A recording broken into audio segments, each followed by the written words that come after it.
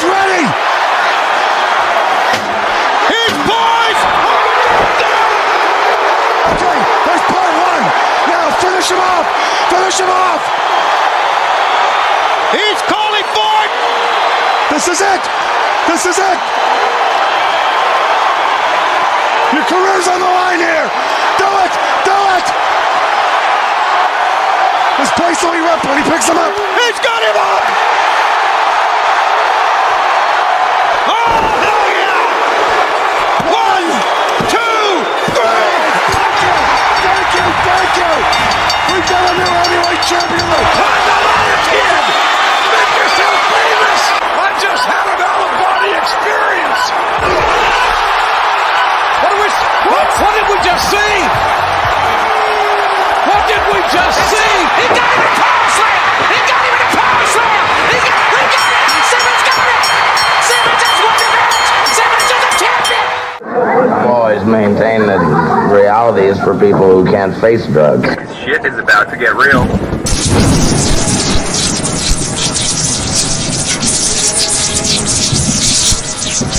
You get to sleep your knee. Eat. Shit.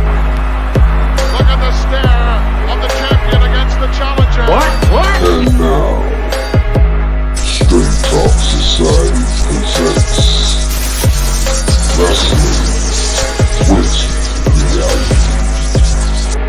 The following announcement has been paid for by the New World Order. It's going to be the biggest battleground in the history of our sport. The biggest match in pro wrestling history. The two biggest superstars in our sport in the biggest event the sport has ever seen. The biggest match in the history of our sport. Trying to run a little scalded dog here. Enough is enough. That's enough. No! Oh, God, that's enough! Stop it! Man, listen. Marriage is tougher than a $2 steak. Who is your daddy? Who's your daddy, Undertaker? Hip slam, toe slam. Who's your daddy, Undertaker? Lucifer's lips on the biggest size in the WWE. Somebody stop this. Somebody stop the damn man. Enough's enough. What? The irresistible force meeting the immovable object. It's got it real. Woo! WWE Dynamite. Ladies and gentlemen, may I have your attention, please? It's time. Let's rock. I can't do it. We'll do it live. So to escape from reality? We'll do it live. Fuck it. I am reality. Do it live. I'll write it and we'll do it live. Oh, it's live, pal. Let the slaughter begin! It is now time for With reality. I have come here to chew bubblegum and kick ass. Junior, look at this. And I'm all out of bubblegum. Number one, to be the man, baby. You have to beat the man. Heavyweight champion of the world. The time is now. Reality has become the present, and the final lesson of the pain game has begun. Have you ever heard a joke like that in your life? You are gonna wrestle my ass for the world title. You will have to kill me to keep me from killing you. Woo! The 90s have been referred to as the reckoning with truth. In the 80s, everything was clouded. Nobody ever told the truth. In the 90s, the way to go is flat out. Tell no lies. That's the way we're gonna do it. When you hear something from our lips, truth it may be, and as much as it may hurt, you can count on it being exactly the way that it is. We want the gold, sucker! Hulk Hogan, we coming for you, nigga!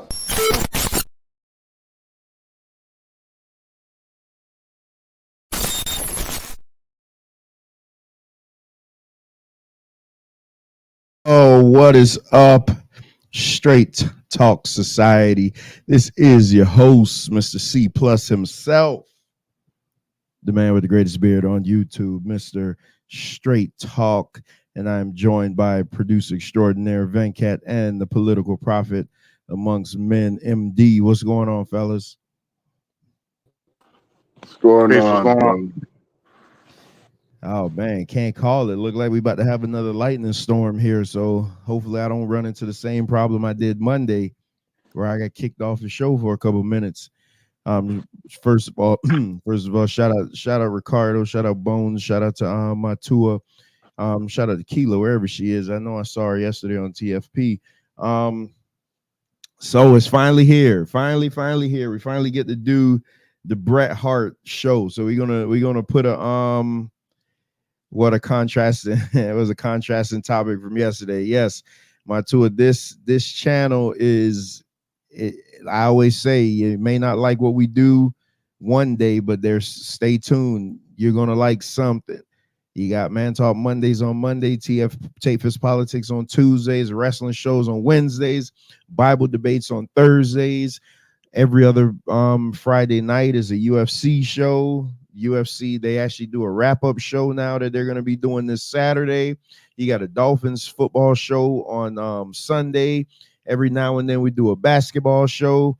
Hey, we do everything. And next Saturday, the ladies of Pour Your Heart will be back out for Pour Your Heart therapy session. So, yeah, everything. One-stop shop. So tonight we are doing the Bret Hart episode. This is Bret Hart's WCW run. But before we get into the run, what I do want to say is last night during TF's Politics, and thanks to you guys that came out for TFP, man, I thought it was a great show. Great some time to get your arguments out. When I went back and listened to it today, and I thought it came off really, really well. How did you guys take last night's show? It was a great show. I wish that we could have had more contrast of opinion based on some of the rhetoric that's been put out, but we'll get to it. I'm pretty sure we will. Again, I'm doing a follow-up of the conversation that we had tomorrow. So we'll see what happens. What time is that tomorrow? It should be 8:45. All right, cool, because I ain't got nothing going on tomorrow, so I'll definitely be in the building. Venkat, what you thought about yesterday's show? Yesterday's show was different from regular TFP. It wasn't video heavy. Like we literally we had arguing points and we just rolled out with it. How did you think the show came off? Well, first of all, I just want to put out there that I'm not at the best health-wise right now. Kind of sound funny. But I would say yesterday's show was really good. I like the fact that we used video. The only two videos we used were videos from, related, connected other channels, and we were able to dive into the topic, and we had enough time to really marinate on that topic. So I thought that was awesome. I like to do more shows like that. Yeah, definitely. I thought it was. Yeah, I do hear your voice, man. Yeah, I did think it was great, especially to be able to react off of Yanga's video, so nobody could say, "Oh, we were just making it up." You had the proof was in the pudding. So hopefully next time, Yanga and his crew will be able to come by, because I went back and I listened to it, and Yanga was like, "Yeah, I got my crew back now." So Yanga, I mean, the invitation stands for your crew to come on over. Hell, it ain't even got to be over here. Y'all come on over to the MD's channel. I'll come over there. So so you won't feel like it's a home field advantage. So you know what I mean? I'll come over there. I just want to chop it up with you, man, because there's just some things that don't sit well with me. But nevertheless, that was Tuesday, and so last night, in the middle of getting it, because normally with TFP, I'm getting other shows ready. So I'm in the middle of getting a show ready so we could do another watch party October 5th, which is Bad Blood. So I'm getting it ready. I got the thumbnail. I literally in StreamYard typing the description and everything. then my wife comes to me and she's like, "Hey, what are you doing October 5th?" And now my stupid ass, I'm preparing the show for October 5th. She asking me, what am I doing for October 5th? And I got no idea. I got no clue. So she's like, I'm like, why? What's up? And then she's like, oh no, I want to see if you want to go somewhere. I'm like, what's up? So she's like, if you want to go to the Hard Rock, Hard Rock Casino. I'm like, okay, cool. But I'm like, damn, she don't normally, like, we don't go to the casino just to be going. I mean, unless it's my birthday or something, like we'll go to the casino, but we don't normally go to Hard Rock. But anyway, long story longer, Boys and Men is going to be in town. So she's like, she wants to know if she should buy the tickets. And I'm like, man, come on, man. Boys and Men is like the #1 R&B group ever assembled. And I said, wait a minute, what day is it again? And she said October 5th. I'm like, shit. But so there it is though. So it's not going to be no live watch along October 5th unless Venkat's going to do it. I'll be enjoying. Oh, my schedule changed, so now I'm going to be working on Saturdays. Oh shit. I'm off Sundays now, and I work on Saturdays. Yeah. So we won't be doing the Bad Blood watch along. We'll have to just review the show that following Wednesday. So yeah, I'll be at a Boys and Men concert, man. You can't miss too many of those when they come into your town. So but it's just funny because I'm literally in the studio typing the description to the show, and then she come out and she's like, I said, what day was that again? She said October 5th. I'm like, oh shit, as I'm typing in October 5th on here. So we won't be doing the watch party. And I think the Vince McMahon documentary starts what, this week or next week?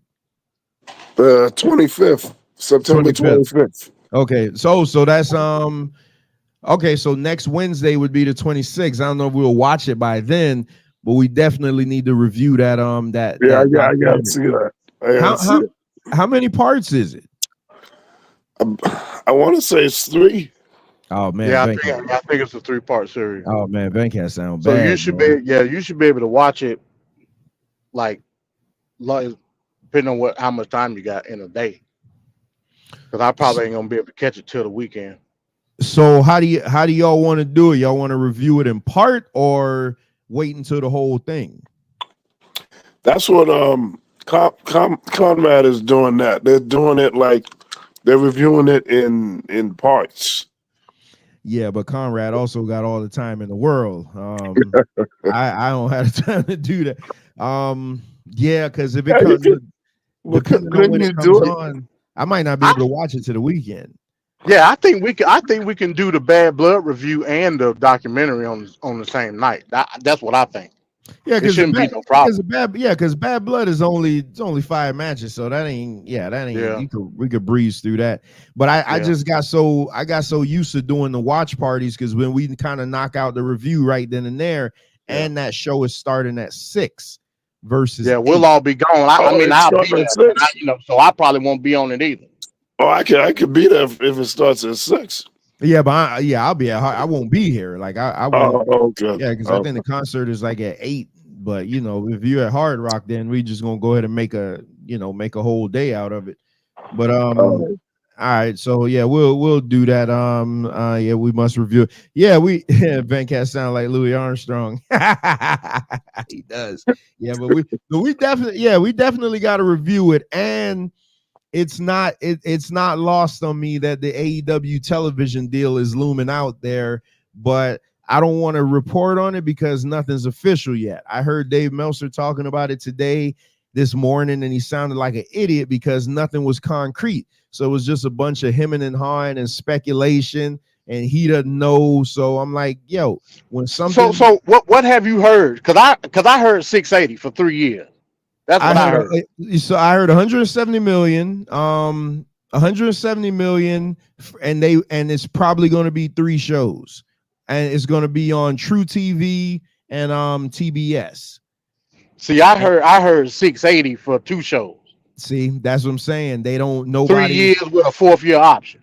See, you sound like a NFL team or something, but yes, I heard 170 this morning. As a matter of fact, I heard 170 from two sources, from Meltzer and from Post Wrestling, if John Pollock say it, then I go with what he says over Meltzer. But so again, though, that's one of them things nobody knows.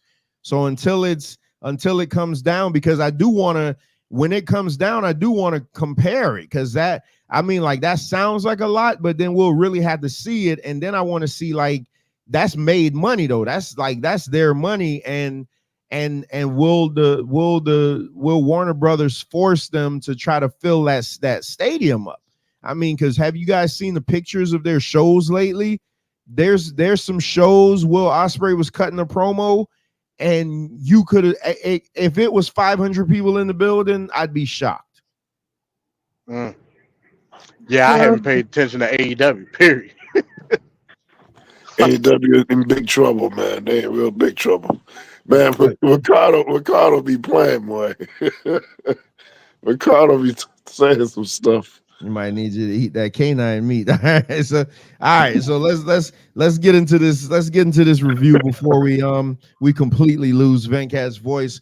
But we'll definitely keep an eye on the TV deal, because it is going to be very interesting. I'm interested to see what the actual number is, and if the pay-per-views go to Max. That would be a good deal. I mean, I got the hookup on the pay-per-view, so it ain't gonna matter to me. But if it's on Max, that's good though, man. Yeah, that'd be really good for everybody else. Yeah. Which it should go on Max. I mean, yeah. If the biggest wrestling company in the world is giving you their pay-per-views for free, basically, then you can't justify you not giving them away for free. You can't. I mean, and in the grand scheme of things, they're not selling enough. They're not selling like hundreds of thousands. They may be selling like tens of thousands. So yeah, that Max deal would actually be a game changer. So we'll see. So let's get into Bret Hart's WCW run. Oh my goodness. Let's see. Is Trevor right? Is he a C+ player, or am I just making the whole thing up? So naturally, you can't making the whole thing up. You can't get away from this. You can't get away from this. So if you're going to talk about Bret Hart leaving WWE, everybody knows where you have to start. So you got to start at the Montreal Screwjob back in '97. So and this comes right off of Wiki, so I didn't make this up. Around this time, Hart's on-air rivalry with Vince McMahon also escalated. Heated ringside altercation between the two led most fans to dislike McMahon, who at the time was being exposed as owner of the WWF more and more frequently on air. Because you remember at one point that was kind of taboo. You would never say that he was the owner. He just wanted to be known as the commentator guy. So this is weird. I want to know what Venkat had to say. Damn, hopefully you don't kill his voice. But although Hart has signed a 20-year contract back in '96, were you guys, now I had heard about the contract, but were you guys aware that he signed a 20-year contract? And the reason he signed the contract is because WCW gave him an offer before this one, and he was like, he didn't want to go anywhere, and Vince was like, hey, I can't pay you what they're offering you, so I'll give you a 20-year contract, and then with an option, say the contract's over, then you could be like an agent or something. So he offered him a 20-year contract in 1996, so that would have been up in 2016. But you know, we know the owners always break contracts. So what made Vince be able to get this money was when they started doing the In Your House shows. You remember In Your House shows used to be 2 hours. But then they start adding that third hour to the In Your House shows, and the company start bringing in more revenue. So he was like, hey, now I could pay you on that 20-year deal. So did you guys hear anything about that 20-year contract? I never knew about it back then. I never knew that. Yeah, not at the time. I didn't know how everything was working. But it makes sense. It made sense though, you know, with the I ain't necessarily saying he was kowtowing to Bret at that particular time, because you know the Spring Stampede pay-per-view was what, a couple months before that? The In Your House Spring Stampede? You're talking about the one with the, Canadian Stampede. Yeah, Canadian Yeah, yeah. Stampede. Yeah. that I'm was thinking, actually- I got Stampede was WCW on, I got WCW on the brain. That show. So was yeah, awesome. it makes sense. It makes sense. But he was never gonna fulfill that whole 20 years. Exactly. But that's what I'm saying. That's where the wickedness comes in. How can you offer a guy? What's the baseball player that's still being paid? And from the Mets. And I think he haven't played for the Mets in 20 years, but they still had to pay that contract. Like baseball, if you give a guy that type of guarantee, you still got to pay that money no matter what. But to offer somebody a 20-year contract, I had heard that that Mark Henry had a 10-year contract, which again, that's weird when you see NFL teams haggling over that third or that fourth year option. And you know, that was the hang up with Tua for so long. They didn't want to give him that extra year. Like so to give a guy a 20-year contract, you got to believe that guy going to be over for those 20 years to justify something like that. Isn't that contract more than the idea of him putting in work for 20 years? It's mainly, I think it's like a lifetime achievement, or, you know, kind of like, hey, you've been here for over last 20 years. You've done so much meaningful things in this company. Here we're going to reward you with something like a 20-year contract, because everybody don't get that. Only specific people will get that. So, I mean, Hogan didn't get that. So it's just, maybe he's just like, hey, you know, you meant a lot to the company for this long period of time. Here's a 20-year contract. He may not need to fulfill it, but it's just something that he wanted to do to honor him, I guess. Let me ask you. So Randy Orton's been in the company. Randy Orton, John Cena's been in the company for about 20 years. So, but they've signed 4 and 5 contracts. Would you ever sign a 20-year contract? Like if you sign a 20-year contract, you're losing out on your opportunity to negotiate for that year's market, versus you signed a 20-year contract for that money back in 96. What happens when 2006 comes? You still stuck. You get what I'm saying? Like you money. Yeah, you outperform that contract, but you're still making money on an old contract. Yeah, it don't make sense. Who the hell would do that? But if you look at Bret Hart's career, his career was virtually up by 2000. So if it's 96 and you're pretty much over in 2000, he would have been getting paid all those years. So it just depends. I guess, man. I know what you're saying. You I mean, like LeBron James, he does it all the time. You know, he wants the ability to explore other options after the second or third year. I understand that, but so you saying, you know, we all know the injury and we'll get to that, but so you saying that you would have gave it like 2000, 2001, and he pretty much would have been winding it down. Because I don't think that would have been the case. Not for Bret Hart. The capacity of what he would have been doing, he would have been like an announcer, or he would have been a backstage guy, or he'd have been a trainer. I don't think he was going to be a wrestler. Go, bro.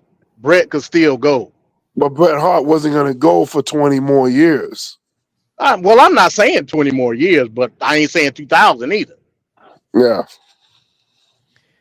Yeah, we'll get to his age when he retired, but no, man, because you got to figure that contract would have had him in like AJ Styles territory as far as age wise. You don't think Bret Hart still would have been going mid to late 40s? No. Oh, I believe so. Wow, I totally disagree with that. I don't think so. His style, Bret was in incredible shape. Yeah, you got to remember too, and shout out to Simply Deep 1985. You got to understand Bret Hart's work style wasn't. Let's say he didn't have an AEW work style. He worked smarter, not harder. He probably could have been wrestling the 50 easily. I think that Bret Hart was one of those guys that the wear and tear of the wrestling world isn't just what's in the ring. It's the mental. Your brother was murdered by Vince McMahon. and you got all drunk. these issues surrounding wrestling, all the dramas. So I think at a certain point, look at Michael Jordan. He left twice. So it's no matter how great you are or how great the shape you are, it's not really the physical all the time. It could be the mental. So there's a lot that Bret Hart had going on his back around those times. I don't think he would have been an active wrestler like doing things like that. I don't think so. I think he was probably going to wind it down because Owen Hart had that plan. Owen Hart had major plans to get out of wrestling. He was making his exit plan. Bones said you tripping. He would have gone for a long time. Yeah, Owen Hart absolutely was wrapping it up because he wanted to go back and he wanted to be a firefighter.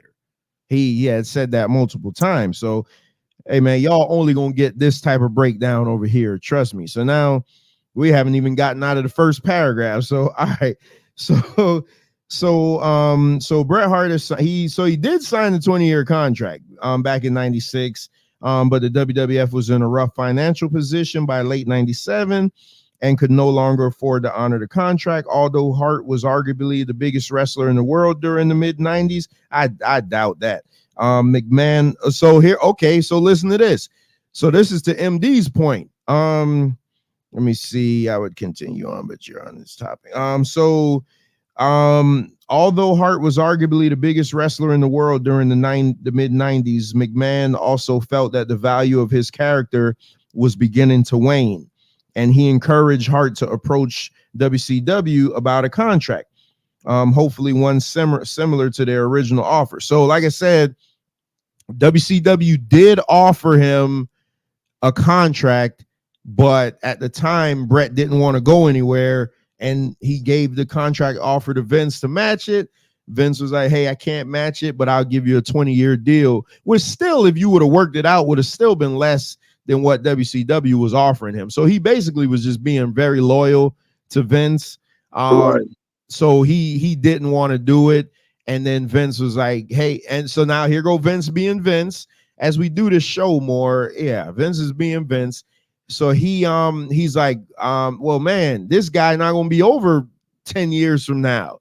So let's see if I can get out of this contract. If I was Bret, I would have stuck him to it and made him pay it, or made him buy me out of it. British Bulldog had to buy his way out of his contract after Owen Hart so he can go to WCW because he was under contract and they didn't want to let him go. They didn't. Owen wanted to go. After the screw job, Owen wanted to leave. Vince wouldn't let him out of his contract. Bulldog wanted to leave. Vince made him buy his way out of contract. I think he had to pay him like $100,000 to get out of his contract. Yeah, so he murdered him instead, and that's the history.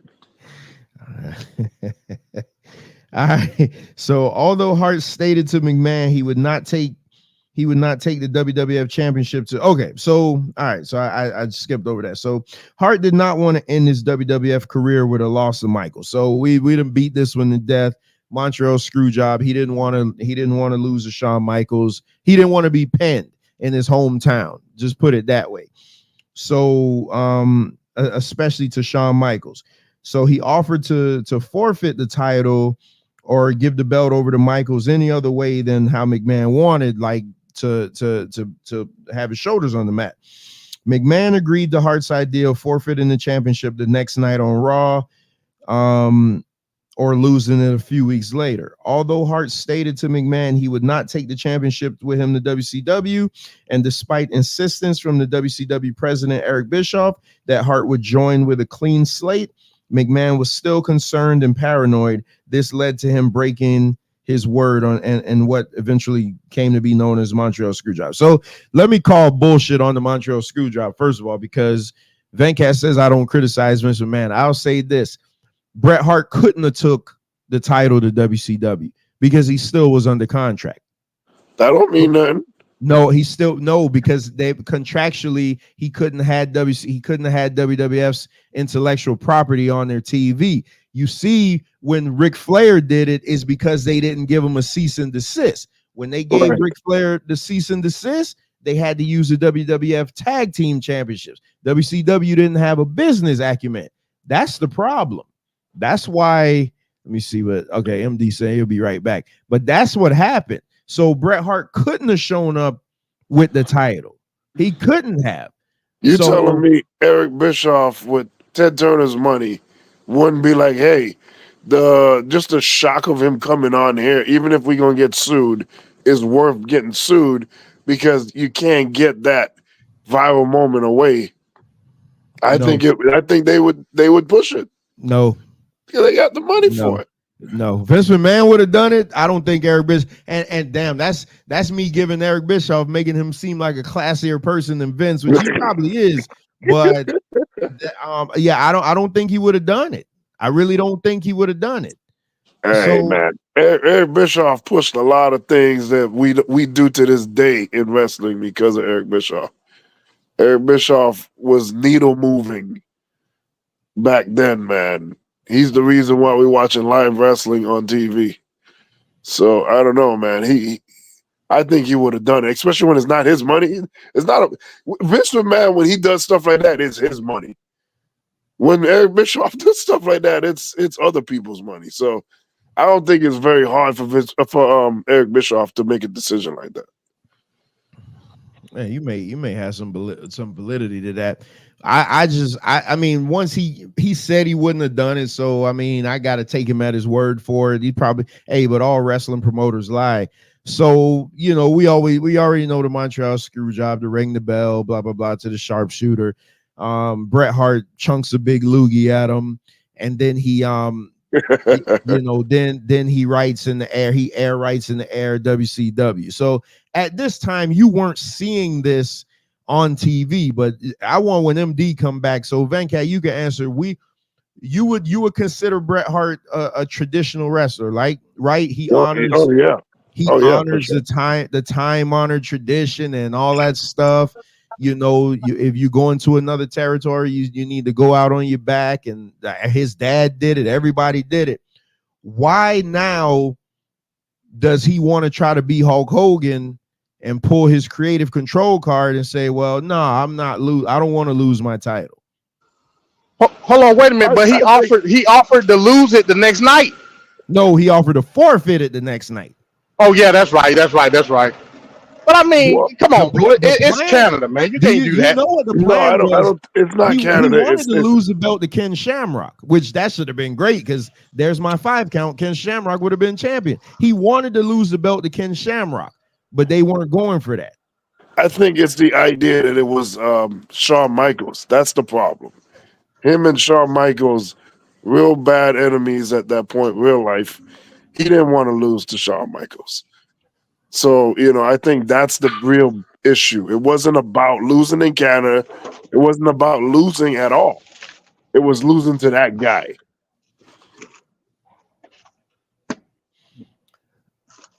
Bret just don't want to do business. I mean, that gives off mediocre vibes to me if I ever seen. Well, but then he laid down at WrestleMania in the Iron Man. Oh yeah, but he did that because he was supposed to get his win back. Yeah, I don't know. I just think Bret didn't like Shawn Michaels really much, and I don't think he liked the idea of losing to him. So Bret Hart, let's move on in the timeline here. So Bret Hart confronted Shawn Michaels backstage about the match, but Shawn Michaels, that's when Shawn Michaels was like, I didn't know. But they do have Triple H saying like, hey, let's screw him. So he punched Vince McMahon in the face. So from what I hear, Vince told him he'd get one clean shot. I'm not offering nobody a clean shot on me. If you want to fight, that's something, but you're not getting one clean shot. He offered a clean shot. Bret Hart told him, I'm going to go shower. If you're still here when I get out of the shower, then I'm going to knock you out. And that's what he did. And then we saw the video of Vince stumbling out of the thing. How they got all that on camera is just insanity. So That was the what was that? The Wrestling with Shadows thing. But they say those cameramen hid the cameras during all that moment. Because I doubt Vince WWF would have had Bret Hart videotaping that stuff. Shout out to Track and Lou in the building. I doubt that they would have just allowed that. So Venkat, I know you love this. What happened when you found out that Bret Hart knocked Vince McMahon out in front of his son? That was an amazing moment. We should have had more like it. Just say, Bret Hart did what everybody wanted to do. So, and it was real. So that was awesome, especially after what's going to happen when he kills Owen Hart. I mean, damn it. This man said this shit like 10 times already. Well, we just got to make sure people remember it because they're trying to erase it. They never re-aired that footage either. You can't even find it. Wait, whoa. You think they should? You think that footage should be readily available? Yes, I do. Nah. You know what I just found out? You know what I just found out yesterday? And hey, forgive me. I mean, I do a wrestling show. You would think I'd known this. I didn't know that La Parka died. The original. He died. Oh yeah. I didn't know that. I was watching the video. Yes, I forget who it was. They did a video about like the two La Parkas, and they were like he died after a move in the ring. He was paralyzed. I'm like, what? I used to love La Parka, man, the chairman of WCW. So Track and Lou says WCW did Bret Hart wrong. Then Hogan didn't want to work with Bret. Hey, I mean, that's the that's a reoccurring thing with Hogan. Hogan didn't want to work with him at Survivor Series either. There's promotional footage of them struggling over the title, promoting the Survivor Series match that was supposed to take place like kind of like a passing of the torch, but Hogan was like, nah, I'd rather drop the belt to Yokozuna. So I mean, but that's the type of guy Hulk Hogan is. But Hulk Hogan gets to do that, but when Bret Hart wants to do that, it's a problem. You say you want to lose to Ken Shamrock and not Shawn Michaels, who's an obvious guy he can't stand, and his wishes wasn't respected. But Hulk Hogan, he gets what he wants. How much money you think Hulk Hogan made the company versus Bret? Just a realistic question. Yeah, that's not fair, man. Just put a number on MD. That's not fair because when Bret, I get your point. No, but that don't make sense in WCW though. Yeah. With the money that he was making. Yeah, but it's not fair because Bret Hart wasn't in a time period that was strong for WWE or anybody for that matter. But Venkat, this is what's interesting. Bret Hart had creative control for the last 30 days. Oh, that's not much. No, but his last 30 days would have been at Survivor Series. So exactly. They should have honored the finish. Hey, you play it all the time. It just doesn't work for me, brother. That he could have pulled a Hulk Hogan, but he didn't. But, so why they can't give him the respect? Why they just couldn't give him? I don't think he pushed. We missed out on the Bret Hart and Kurt Angle. That would have been great. Let me ask you a question, Trevor. To me, 97 was some of Bret Hart's best work in WWF with the new Hart Foundation. Absolutely. Yeah. So why not? You know, he paid his dues and made TV what it was at the beginning of that Attitude Era. You don't respect his wishes from that point. He forfeiting the title the next night. Like I don't get it. It ain't that big a deal. Hey, I don't disagree with you. Shout out to some of these names. Castellar Daniel Garcia. you related to AEW's Daniel Garcia? Hey, Bones said I hate Shawn Michaels forever. All right, so we all know that Bret Hart painted WCW in the air, and Bret Hart finally hell froze over. Bret Hart showed up on World Championship Wrestling television. So let me see. All right. So Bret Hart's contract, which is a big thing of contention. Everybody was wondering what the contract was. Bret Hart signed a 3-year contract with WCW, including a salary of $2.5 million a year, and which was a $1 million increase for over his WWE contract. I'm shocked that WWE was paying him 1.5, but think about this in the grand scheme of things. Bret Hart's WCW run contract is still less than what they're paying Mercedes to draw nothing. Yeah, So, but that's due to inflation, and there's a different time period. So you got to adjust that money from inflation. Yeah, it'll be comparable if you adjust it to inflation. It'll be comparable. Sean was a sissy whining diva. I don't know. Hey, it's true. Hey, it's damn true. When we get further in this, y'all gonna I'm gonna see if y'all got some integrity. Y'all gonna have to admit that Bret Hart is a crybaby. You're just gonna have to. He is.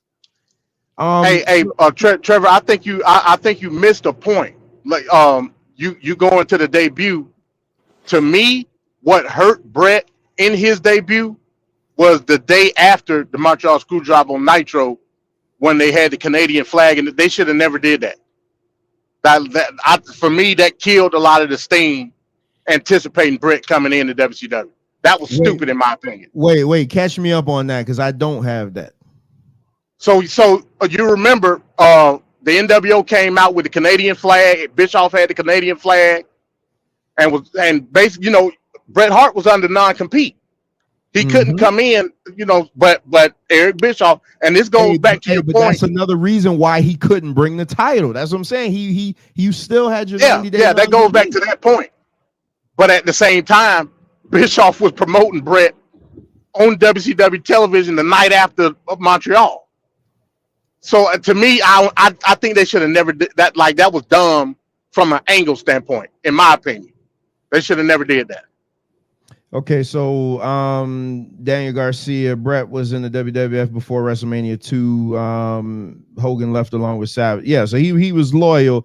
So Track and Loose says that was the night they had the Canadian flag in the ring. That was the night Rick Rude showed up. Okay, so that was that night where Rick Rude showed up on both broadcasts. Was that it? That was that night? No, Rick Rude came in like way before, didn't he?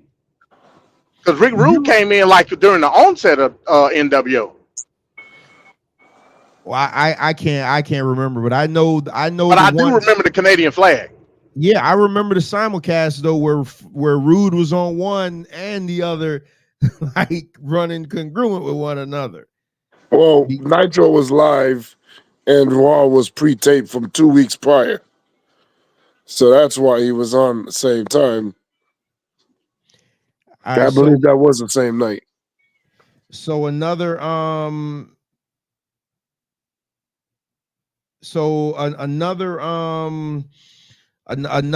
y'all forgive me with the questions, man. I'm trying to read from my tablet, move these pictures, and look at the chat. So that's why it's kind of stagnant for me. But so more details from his contract. So it was $1 million increase from his WWE contract, as well as a lighter schedule and a measure of creative control over his television character. So, okay, here it is. A day. Oh, so when I put these things together, sometimes I put them in the wrong order. I was doing that Monday too on the Baby Boy review. So here it is. A day after WWF Survivor Series pay-per-view, Eric Bischoff, while with the NWO, announced that Hart was going to be coming to WCW and joining the NWO. He made his debut on Nitro December 15, 1987. So I should have read that first, but sometimes I put these things, I put these things in the wrong order. So he debuted on WCW basically a month after. Okay, so he couldn't have had a 90-day non-complete then, because if Survivor Series it was 30. It was 30. It was 30? Yeah. Okay, because now they're doing 90. Well, no. I'm sorry. It was not, because he didn't wrestle when he debuted. But he was on WCW television. Yeah. He showed up on Nitro. Yeah. On December 15th. Now I pride myself in always acknowledging the chat. So I gotta acknowledge the chat. There's 12 of y'all watching. Y'all make sure and hit the like button. I would ask another hypothetical question, but I'll wait until another stream. The wrestling subject is lit. Track and Loose says maybe I got mixed up, but I know Rick Rude came on and he was pissed about Bret Hart screwing Vince. See, I remember that. I just don't know what date that was. Daniel Garcia, Bret should have lost the belt to the Undertaker in a 3-way with Shawn. Hey, Garcia, he wanted to lose it to Ken Shamrock. What's up, Manny B? Jonathan Severson says, what would have been cool? Owen beating Bret on his way. You know what? That would have been good. Had him lose the belt to Owen. That would have lit Owen up. Because after the screw job, you remember Owen was off TV for a while. And then he came back and attacked Shawn Michaels, and everybody was like, uh-oh, now they're going to push the Blackheart. He finally going to get that title run, and then they promptly beat him on Monday Night Raw, and we never saw him again. So there you go. Go ahead and say it, Venkat. I ain't got to say nothing. They keep doing this nonsense. So, I mean, WWE, man. So, all right, let's move on in the timeline. So he was also heavily involved in that month's Starrcade pay-per-view. Due to a 60-day no-compete clause from the WWF, he served as a special guest referee. Okay, so now this is saying 60. So it may be he could appear on TV after a certain time, but he couldn't get physical because it's just like with William Regal. Somebody put William Regal's name in the chat. William Regal, when he came back from AEW, the condition was they couldn't show him on TV. They Tony Khan let him out of his contract, but they couldn't show him on NXT television. So that's Ken Shamrock said in the shoot interview. Bret was supposed to drop the title. Yeah, Bret. Yeah, Track and Loop. Bret wanted to lose the belt to him and not Shawn. Hey man, y'all check out my top 10 wrestlers never to become WWE champion. Ken Shamrock was in that list. He should have been champion. He was a legit shooter. Sorry. So he was heavily involved in that month's Starrcade pay-per-view. Due to a 60-day no-compete clause from the WWF, he served as a special guest referee for the match between Bischoff and Larry Zbyszko. So this is where they start messing up. So MD says that it was the whole flag thing. MD, this is where he messed up. To have him as a special guest referee in this stupid match. So, yeah. Okay, here's my thing. He should have never came until he was ready to go.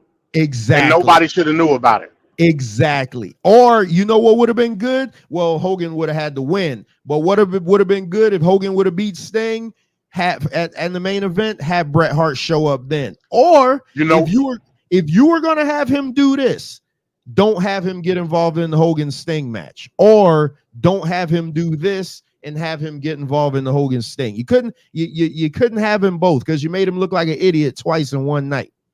But my reasoning is different, but we'll get into it. What you got personally? I don't think he should have had any reaction to Hogan at all. That's just me. I got my own reasoning behind that, but it would have been better if Bret Hart would have showed up like months afterwards when it died down. The whole Survivor Series screw job thing dies down a little bit. That sounds contrary to what you should do, because you should strike when the iron's hot. But if he has that no compete clause, it would be better to just let it die down, let you kind of forget about him, and then he shows up, and that's like a big ass moment. A moment that you never got because he was shoved down your throat in Starrcade, and pretty much doing oh no, we're not going to have a screw job with Sting now. And they shouldn't have done that. You don't need to retread with WWE. Right. I agree with MD on that. I'll go ahead and say it. Again, me personally, as a person that watches Bret and watches people like Benoit and Kurt Hennig and people that WCW had, Bret should have been at the debut of Thunder. In all actuality, Bret, that should have been Bret's show. They did leave the NWO stuff. Yeah, they made it for him, but look how it turned out. You know what I'm saying? The guys that Bret is comparable in the ring with should have been on Thunder. Let the NWO and all that stuff happen on Nitro. That's the top show. Thunder should have been Bret Hart's show Hell, bring back the WCW championship. If that's what you want to do. That should have been Bret's show. MD, where did we recently see this play out? In AEW with CM Punk. Who was Collision made for? CM Punk. Exactly. They don't tend to work out. Yeah, but wrestling promoters don't learn from the past. I'm noticing that. I'm really noticing this now. Man, and there's a lot of y'all, there's a lot of new people in the chat, man. I really appreciate that. Listen, this is where is that you can come over here and be interactive. We won't turn you away as long as you don't disrespect any one of us. Hey, it's an open forum over here. Appreciate the fact that y'all going back and forth with all this wrestling knowledge. So during the Sting versus Hollywood Hogan main event for the WCW World Championship, he stepped in towards the conclusion of the match as an impromptu referee, declaring Sting the winner and new champion by submission, establishing Hart as a face in the process. So let's talk about that. So I say they made him look like an idiot twice. If you remember the finish to the Larry Zbyszko Eric Bischoff match, Eric Bischoff put something in his boot, like he did a loaded boot finish, which Bret Hart thwarted. So then that was stupid enough. Now you come to the main event. Sting hasn't wrestled in 18 months. One of the greatest storylines of all time. You built up the best character. And when I redo my top 10 list, I got to bump Sting up a couple of notches. You build up the best character in all of wrestling at that time, only to have Bret Hart come out and say, I'm not going to let this happen again. Again, WCW can't get out of their own way and not acknowledge WWE. It is literally history repeating themselves. AEW can't get out of their own way and not mention WWE. Like, this is insanity. Damn. So Manny's saying Sting equals top 30. No, Sting is in the top 5, buddy. Yeah, that's ridiculous. Yeah, that's ridiculous. You can't disparage Sting like that. You can't talk about wrestling saying stuff like that. Hey, Sting, I'm telling you. Somebody escort Manny B out the building, please. Somebody escort that brother out the building. But then you say Buff Bagwell is underrated. Get out of here. I had Sting outside of my top 5, but we did 3 shows straight where we broke down Sting's entire career. And mid-show, I had to be like, boy, you know what?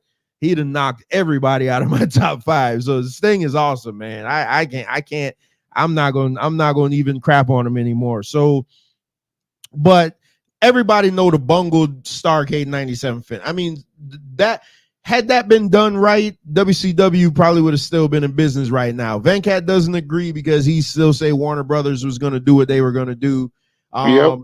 I don't think so. I think you can make, Hulk Hogan said it best. You can make one great big mistake or you can make a bunch of small ones. And they were making, and it's ironic to hear him say that because he was the reason the friggin' finish went off like this. Because he's the one who told Nick Patrick to count it straight. But the plan was for a fast count. So now you got Sting looks like an idiot. Bret Hart looks like an idiot. And so now your big conquering babyface from the other from the competition now looks like a fool twice on one night. Come on, man. What, like, that's what I'm saying. What are we doing? And Bischoff didn't have the heart to get it right in Gorilla. Like that. And that's ultimately who I blame. Yeah, Hogan's got the creative control. But at the same time, everybody got to be on the same page. It shouldn't be go talk to the ref and then somebody else say, nah, fuck that. Are we good on what the finish is? Bischoff need to know that. So that just to bring this up with Hogan and his weird finishes. So the plan was when Hulk Hogan and Ric Flair was to wrestle, Bash at the Beach 94, Hogan was going to win. Then that Clash of the Champions following that event, Flair was supposed to win. And then at Halloween Havoc in the Cage, career versus career, Flair's supposed to lose. But what happened in Clash of the Champions, Ric Flair made Hogan submit. The camera was right there. And Hogan said, yes, yes, yes. And then when the referee went to try to ring the bell, he's like, no. And the match just continued. And I don't know what the hell is that. Like, I mean, I see Michael Jordan make a referee change his mind on a play, but my God, Hulk Hogan just seems to just control everything in mid-match. He's just making new rules, brother. It's crazy. So Track and Lou says the Starrcade 97 main event was effed up. Absolutely. Hogan complete. Well, okay, so we like to blame Hogan. Blame Hogan for the finish, but Sting didn't look like he wanted to be there. Daniel Garcia's Sting faced Mr. Wonderful, Dutch Mantel, Abdullah the Butcher, Cactus Jack, Ric Flair, Luger, Muta, Vader. So he basically just ripping off his whole track record. Yes, Sting faced everybody great. Manny B, do a quick top 5. Manny, I can't do it just because I got so many different things going on in my mind, but stay tuned. There will be a 5 count coming up. Top 10, my top 10 wrestlers of all time. I was so pissed. I really wanted Sting to beat Hogan. That could have set up for a Bret Hart Sting feud. Oh, we're going to get to the Bret Hart Sting feud. What are your thoughts on the defunct wrestling promotions? ECW, FMW, XPW, WW, Wrestlelicious, CCW. I only watch, of everybody you just mentioned, I only watch ECW. And ECW was ahead of their time. And because of them, you have the guys that you like right now, like Moxley and guys like that. If it wasn't for ECW, you wouldn't have that. And I know MD probably going to be like, no, CZW. CZW wouldn't have been what it was if it wasn't for ECW laying the blue. I don't like no That's CZW. true.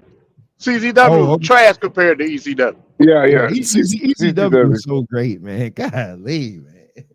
We might have to do a show on. Yeah. We're gonna have to put that on the books. Do a show on ECW because ECW was man. I wish they had some money behind them. You know, there's always some people in life. You'd be like, boy, you wish they had some money behind them. They could have been so great. That's the company right there. ECW standard for hardcore American wrestling. To me, Bret Hart's best feud was a Randy Savage. Yeah, Randy Savage. Hell, not only standard for hardcore wrestling, standard for technical wrestling, standard for lucha, all of that. That Japanese style. Sting, Randy Savage, and until WCW stole it. I won't say that guy's name over here. Mr. Concussion there. That were Bret Hart's best matches. All right, let me get back to these. Hey, I love the interactive chat, man, but you know, sometimes I get sidetracked easy. So in January, his non-compete clause expired. And what do? You break glass, and in case of emergency, the first person you put him in a feud with is Ric Flair. Why couldn't they have built that up? It don't make sense. Well, the story is there. It was a great match, but it don't make sense. Vancat. His first time wrestling since November. You don't give him no squash matches. You don't give him some ham and eggers, to quote Bobby Heenan. You put him in a feud off the bat with Ric Flair. Isn't Ric Flair considered like a final boss? You don't just get to fight Ric Flair. But yes, you do, because that would be an insult to Bret Hart. They're respecting his legacy. You got it. Bret Hart is not one of those guys that need to go into practice mode before starting the game. He goes right into the thick of things because he's that much of a vet. I don't think that's a bad thing at all. That makes sense. Yeah, I mean, I agree with Venkat on that point, but at the same time, substance-wise, it didn't make sense. You got Mr. Perfect on your roster. Feud him with Perfect. And ultimately, if you look at it, he went from the top down because he was relegated to the mid card for the rest of the year. So wouldn't it have been better had he came in and feuded with a Jarrett, feuded with a Mr. Perfect, feud with Lance Storm? That would have been great. Feud with that concussion Bob Benoit. You would have had a good build up, and then you have Ric Flair. You got the story. Hey, remember you beat me for a title in Germany? Storyline writes itself. How dare you come into my company that I built and try to be the new man here? And then you got your feud right there. There you go. Oh, Manny, come on, you just talking trash now. So Sting benefited from a great character, but Goldust was a better wrestler. Yeah, Goldust was a better wrestler. Goldust also had one of the best characters in wrestling history. But yeah, Sting wasn't just the beneficiary of a great character. I can't disparage Sting like that anymore. I do that to piss Venkat off, but I can't say that with a straight face. Then he says Ric Flair is also track. Come on, man, what you doing? Ric Flair is like one of the greatest wrestlers of all time. What are you talking about? You might have to get like Disco Inferno, man, and put him on suspension. Wait a minute. Hold on. Ric Flair repeats too much. He repeats too much stuff, man. You talk about somebody that got the same match. Here they go right in the ring. Ric Flair and Bret Hart. If you seen one Bret Hart match, you seen them all. Not true. Seen them all. Not true. Look at that, Chris Jericho. Daniel Garcia, Chris Jericho. Like you had WCW had so many. I think somebody said earlier Eddie Guerrero, because they were still there at the time. WCW has so many guys to feud him with that would have shown that excellence of execution. Fresh matchup. I agree with you on that. All right, so his first feud was against Ric Flair. Is both wrestlers considered themselves the greatest professional wrestler of all time. Only one of them really could lay claim to that, and that's Ric Flair. Hart defeated Ric Flair at Sold Out in his first match. After this, he elected to defend the honor of WCW against the NWO, defeating members Bryan Adams in his debut Nitro. So, okay.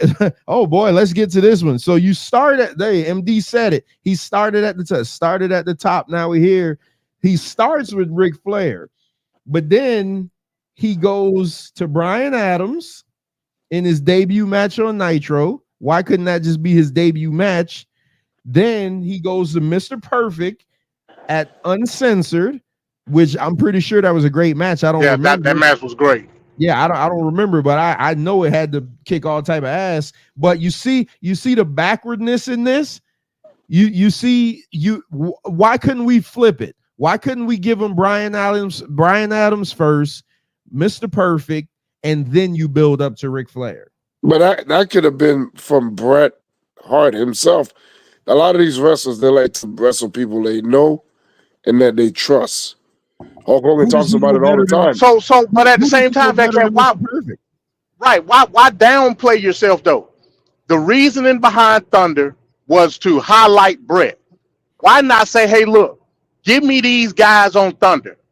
At the same time, highlighting me, uplifting them to a top card status.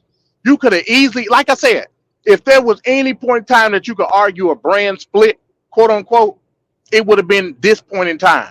Because Bret was going to work with the people like Kurt Hennig, Benoit. Hell, you put Guerrero, Malenko, whoever you want to put in there with Bret. It's going to be a 5-star match every time. At the same time, uplifting them. Bring back the WCW Championship and strap it on Bret and let them guys rock on Thursday night. Hey, Manny just trolling the hell out of us. Manny says Ric Flair had a long career, not a great career. But then the ultimate insult, watching Ric Flair is like watching WNBA 3 years ago. I mean, my God. The hate is real here. Oh, man. Shout out to Yelling Mike in the building. Oh, my God. I can't believe I can't believe I know Venkat hates on Ric Flair, but he hates on Ric Flair as a human being, not as a wrestler. Like, that's crazy. Listen, nobody will admit it with the exception of me, but Triple H is the greatest wrestler of all time. But no, he's not. Ric Flair, he got that from Ric Flair. Like, that's crazy, man. It's crazy, bro. All right, let's so Triple H not even the best wrestler in his own clique. It's true. Well, yeah, it's true. He's not better than Shawn Michaels. We'll have to have that conversation later. In April 1998, Hart interfered in a Nitro match between Hollywood Hogan and Randy Savage, helping Hogan recapture the WCW World title, turning heel in the process. He became an associate of the NWO, but never officially joined the group. Hart competed in his second Nitro match on June 22nd, defeating Chris Benoit with assistance from NWO members.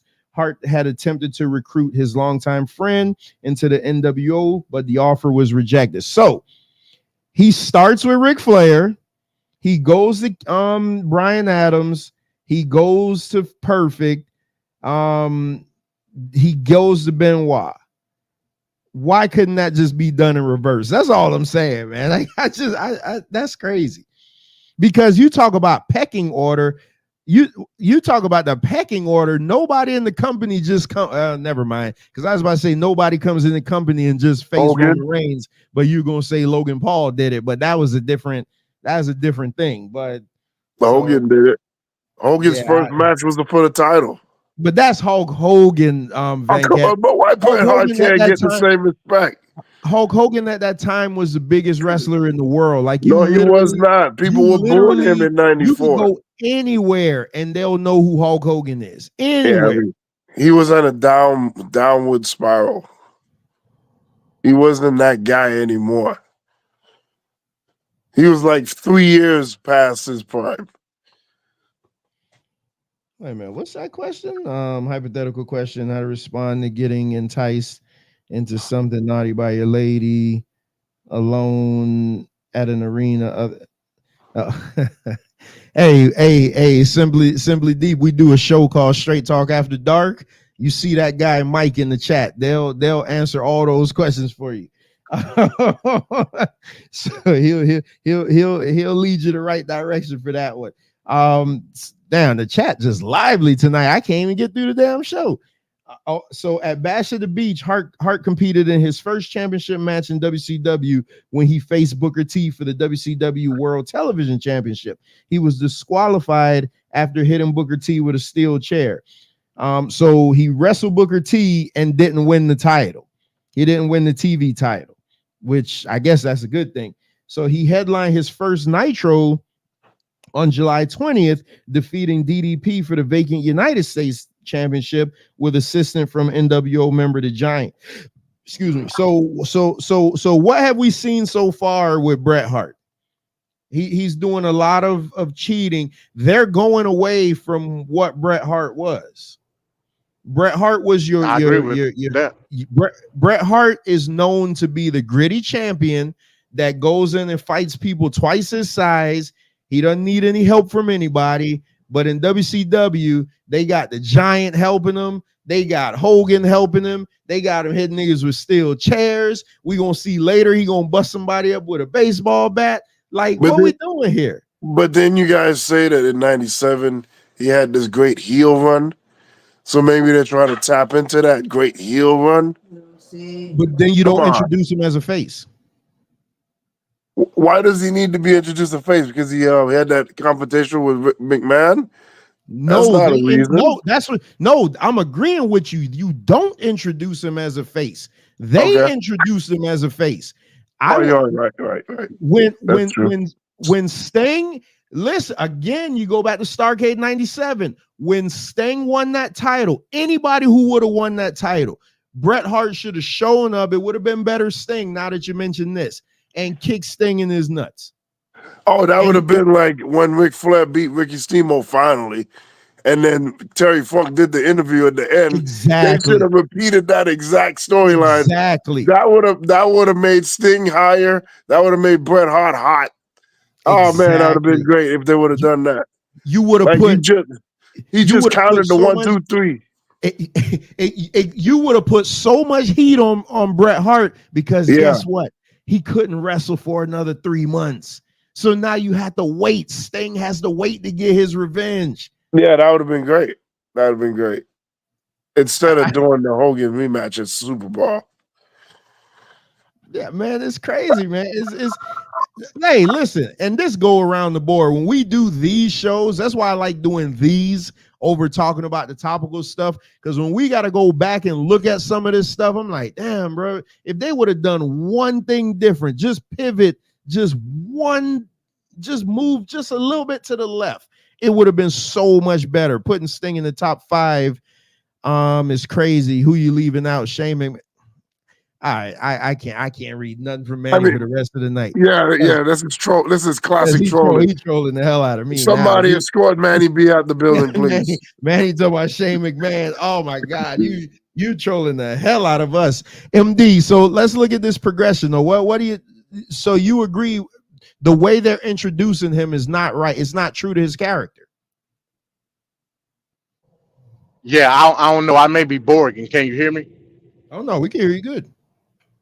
Okay, all right. Yeah, I agree, man. Like I said, it didn't make sense.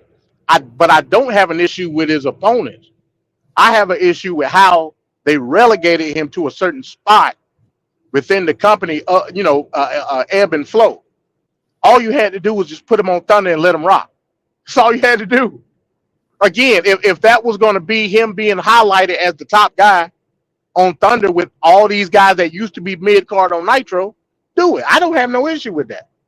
But you relegated him from a political standpoint, if we're going to talk about the politics backstage, as a mid card guy, based on the fact that these are the people that he's going to have great matches with.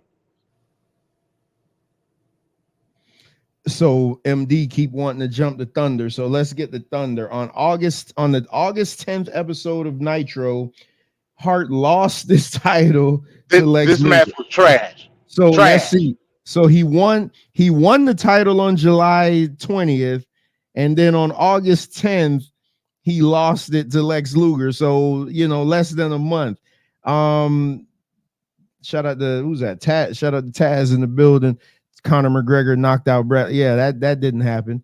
Not saying that he couldn't do it, but that never happened. So here's the kicker. He lost the title on August 10th on Nitro, which was Monday. Then on Thursday, he regained it from Lex Luger that night on Thunder. Like, what are we doing here? What they're doing is they're trying to get some sort of a pop out of the crowd, or because you don't want a title change hands, but it's so desperate. It's such prostitution. Yeah, you don't need to do cheap stuff like that. But back then, they just believed they had to change the title for ratings. Russo hadn't come over yet, did he? No. At this Russo point, came in '99. Okay, because Russo was the king of this hot shot and crap. The WWF title changed like every 3 weeks. Like oh my God. That's why them guys had like 10 and 12 title reigns. Because the championship changed every week. Doesn't work for me, brother. As a matter of fact, was the one that put the title on Bret at Mayhem in '99 in the tournament. All right, so let's go to in the main event of Fall Brawl. Hart was defeated in a War Games match for the #1 contender spot to the WCW World Heavyweight Championship. So I do not remember this. So one of you guys is going to have to help me out on this. When I read this and I was looking for it, I couldn't find anything on this. I like, obviously I found the picture, but this didn't jog my memory at all. And back then I watched everything. I didn't miss a thing. So they're saying that Bret Hart was the reason for submitting? Well, so they're saying in the main event of Fall Brawl, Hart was defeated in a War Games match for the #1 contender spot. So they had the #1 contender spot up in a War Games match? Oh, yeah, that I remember. Roddy Piper was in it. I didn't like that. It was like an individual War Games, less of a team. It was like Roddy Piper and Luger, all these other people that were in it, and it was just for a title shot. I didn't get that, but I didn't remember him giving up. Remember that? Yeah, it's not good. That should have been Fall Brawl '98. That's what that should have been. Fall Brawl '98, right? I didn't. It's not a good War Games. I believe that's the same Fall Brawl that British Bulldog got injured, right? Like there's a trap door for because of the Warrior, the trap door, Warrior's trap door. Yeah, and that was the weirdest War Games I ever seen, where it was less about team and more about individuals. Do you remember this, MD? Because I don't remember it. I know about the trap door and everything, but I don't remember this. It just doesn't work for me, brother. MD, you there? All right, he probably had to step out. So let's keep it moving. Hart subsequently asked the fans for forgiveness, pretending to turn his back on Hogan and the NWO. So again, we just got Bret Hart just looking like a doofus. See, Bones is saying he don't remember it either. Like I really do not remember that. So a match between Bret Hart and Hulk Hogan was booked for September 28th episode of Nitro. During the match, Hart sustained a knee injury, with the bout ending in a no contest.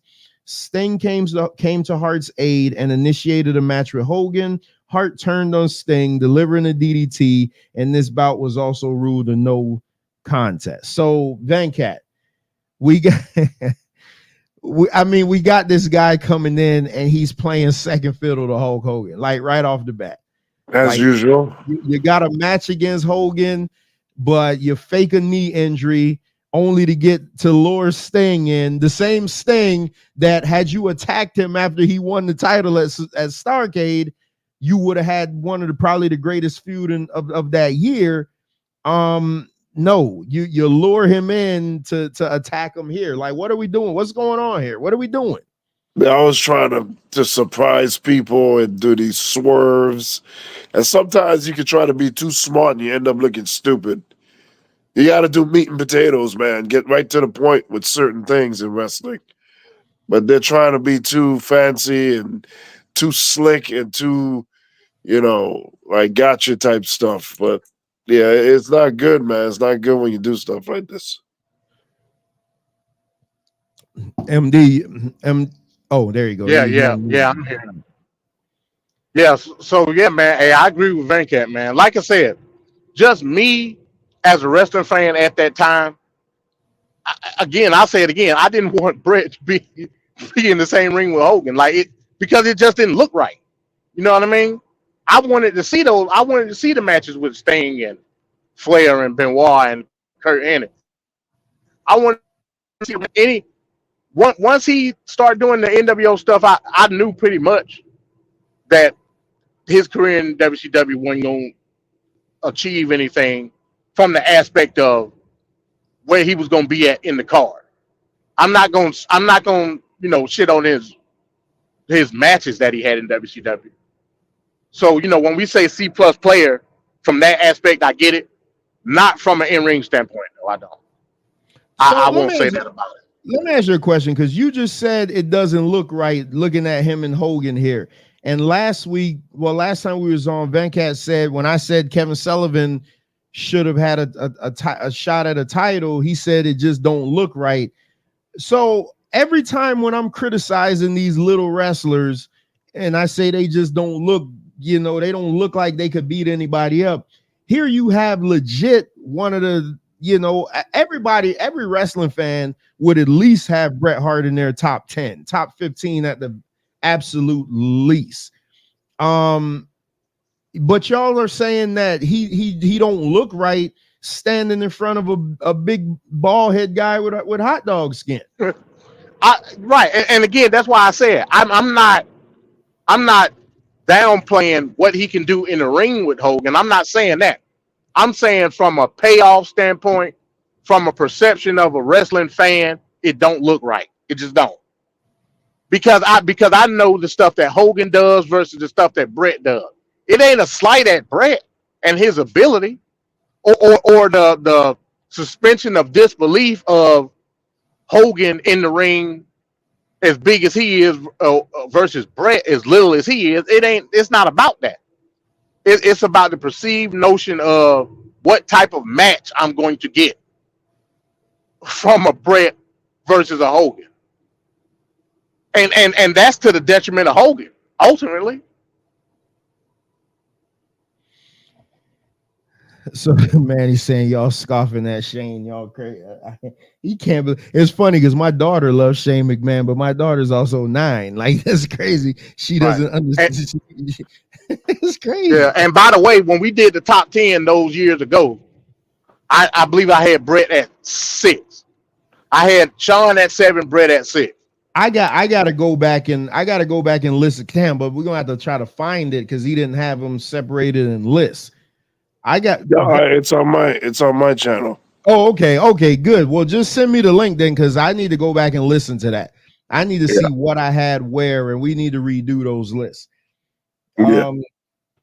So on the October 12th episode of Nitro, Sting and the Warrior beat Hart and Hogan by disqualification.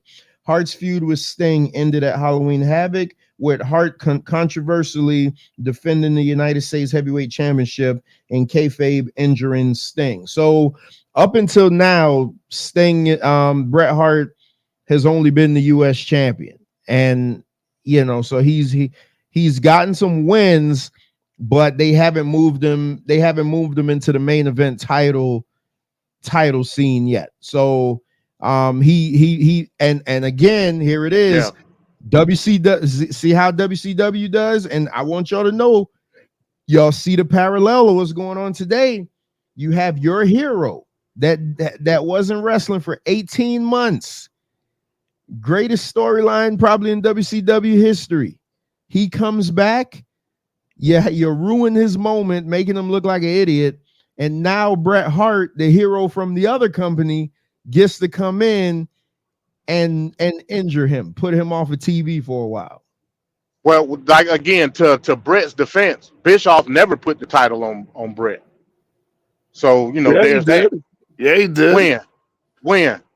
So Bret Hart won the title in that tournament.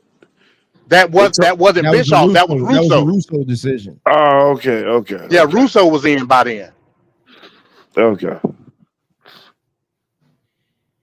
So on the October 26th episode of Nitro, Hart lost the title to DDP. So the two headlined the following month's World War III pay-per-view in the title match in which Hart lost. Hart regained the title from Page on the November 30th episode of Nitro in a no DQ match with help from the Giant. Again. So he October 26th, he lost the title to DDP. Then they headlined the November 30th in a no DQ match. No, he won it back in a no DQ match with help from the Giant. So far, none of his title wins have been straight up. It's all been with help. But you're saying that makes Bret Hart look weak? Yes. What else? Hey, and none of this is the Bret Hart the man. This is the Bret Hart the character. They made his because when you see what he came from in WWE, he never did this. Like, he won him in the ring, he lost him in the ring. Even when he was a heel, nobody was helping him. His heel work was more so he would come out and interfere in other people's matches. But when it came to his matches, if anything, he probably would hit you with a ring bell or something, but he didn't have to have anybody come out and help him. I can see the point. I can see a point. Now, Track and Lou, that one's coming up in a bit. He didn't. I don't understand. Like, they're literally cutting his legs from under. They're making his character look bad. I may have to give him a C-. Like, this is crazy. Come on, Trevor. The more I read through this stuff, man, because a lot of this stuff happened 20 plus years ago, so I don't remember it until we looking at it. Then I'm like, it just doesn't work for me, brother. I'm like, oh crap, I remember that stuff now. He none of his U.S. title reigns was on his own. The Giant helped him with 2, and the NWO helped him with the other one. That's crazy. I enjoy. So you're gonna downgrade him to a C- based on how he was booked. Isn't that how we judge characters? I mean, that ain't fair. Based on his track record, I don't believe that's fair. I don't believe that's fair. And again, it don't take away from the body of the match. when he had a match with DDP or Kurt Hennig or Benoit, they were great matches until the end. Oh, let's keep on taking this journey on Destroying lives. on the February 8th, 1999 episode of Nitro. Hart lost. Hart lost. All right, so he won it November 30th, and he lost it February 8th. So it was about a month and a half episode of Nitro. Hart lost the United States Heavyweight Championship to family friend Rowdy Piper. So they're basically rehashing the WrestleMania 8 program, which is fine because that match was great, but Rowdy Piper was long in the tooth by then. On the March 29th episode of Nitro, held at Toronto Air Canada Center, Hart appeared in street clothes and derided WCW World Heavyweight Champion Ric Flair as well as Hogan for avoiding a match with him. So now I guess now you want to get into the main. You want to get that into promo was great. Now. So finally he called out the franchise player Goldberg, claiming he could beat him in 5 minutes, verbally coercing Goldberg into giving him the spear. Hart was wearing a metal breastplate under his Toronto Maple Leafs jersey, which resulted in Goldberg being knocked out. Hart then counted his own pinfall over Goldberg, unconscious body, and announced over the mic, "Hey, Bischoff and WCW, I quit." Now, I gotta admit, the whole breastplate thing under the jersey, that was cool. Because I remember when that happened, I'm like, what the hell happened? That was great. Yeah, this was a great promo because he was bashing everybody.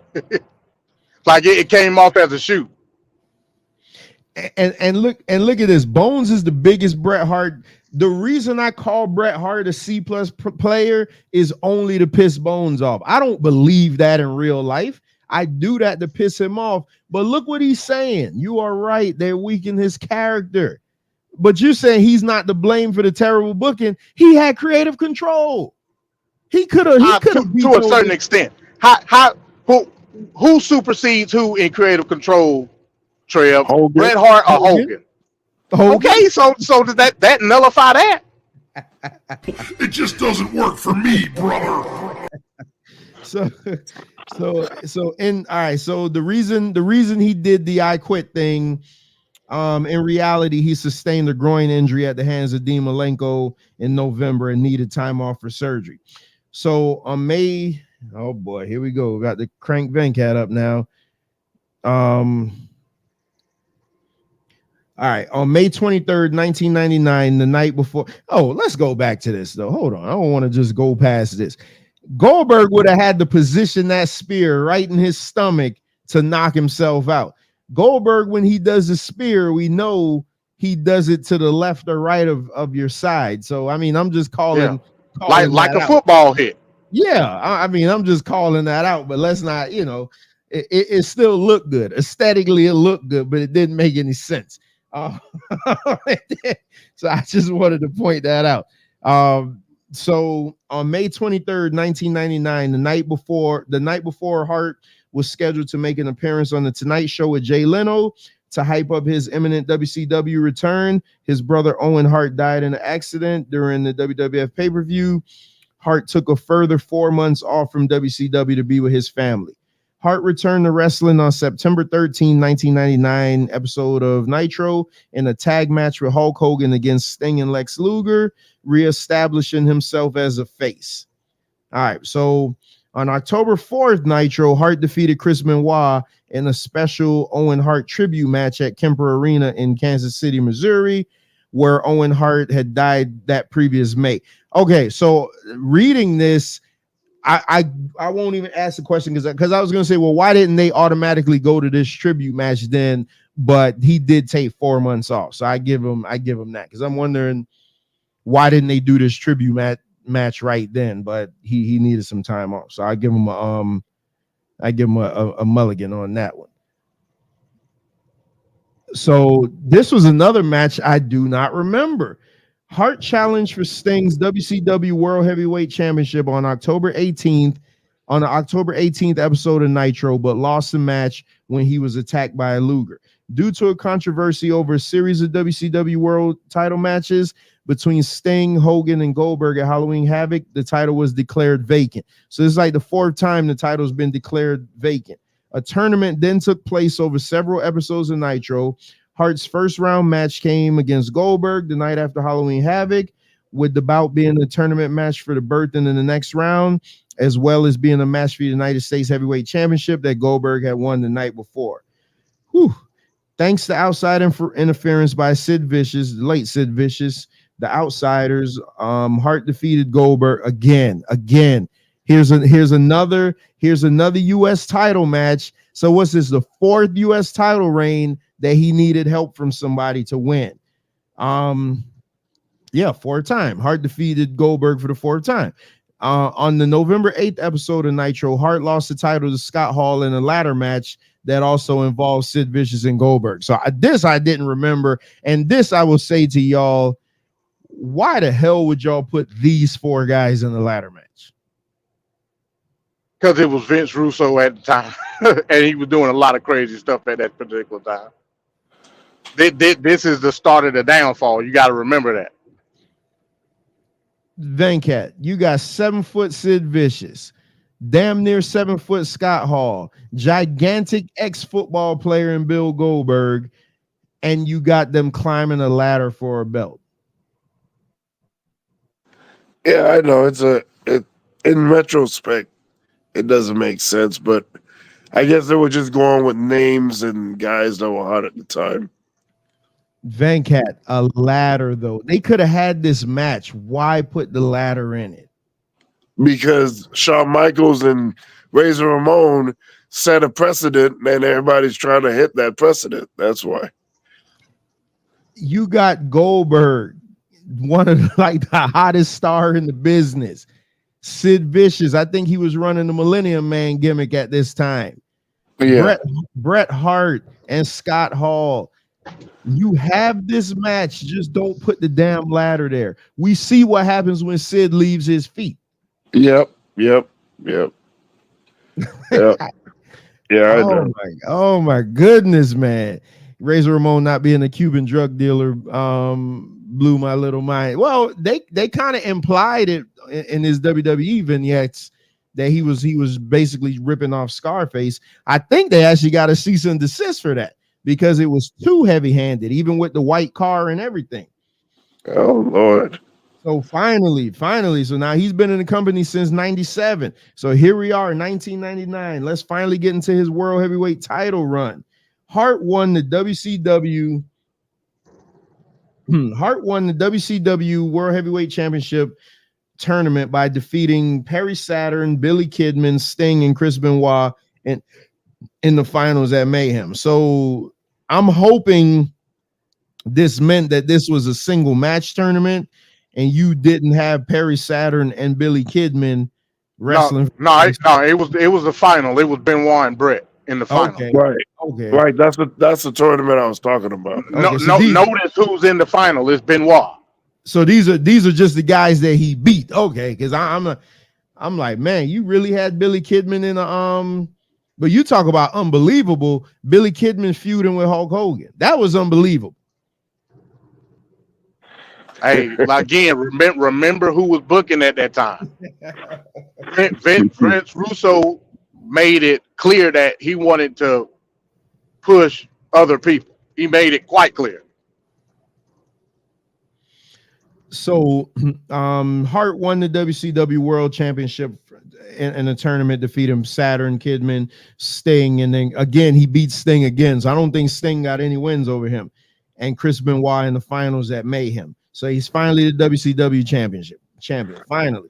So now on December 7th, Hart and Goldberg won the WCW Tag Team Championships from Creative Control, making Bret Hart a double champion. I do not remember this either. So Bret Hart, you remember this? So there, Bret Hart. Yeah, those tag team champs. Yeah, I do not remember this at all, man. Bret Hart and man, I don't remember this. Wow, you talk about the odd couple. So that was December 7th. You ready for this? Hart and Goldberg lost the tag team titles to the Outsiders on the December 13th episode of Nitro. So 6 days later, they lost the titles.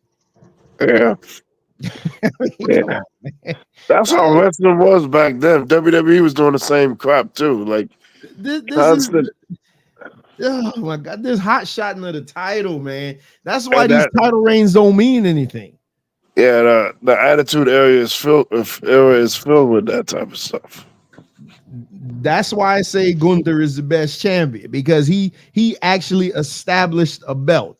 All right, so at Starrcade, Hart defended his WCW World Heavyweight Championship against Goldberg. All right, so here we are. Damn, we got through this quick.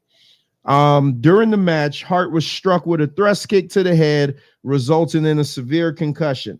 Hart later speculated that he may have suffered up to 3 additional concussions within matches over the course of that day Wait a minute.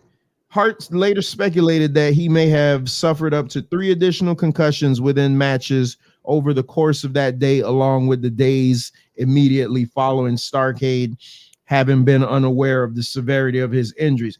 All right, sidebar. Here we go with the concussion. Oh, I thought you were going to hit the sidebar, Bankhead. All right, real quick, MD. So Bret Hart said... Sidebar. Did you hear the question, Senator? Sidebar. It just doesn't work for me. Sidebar.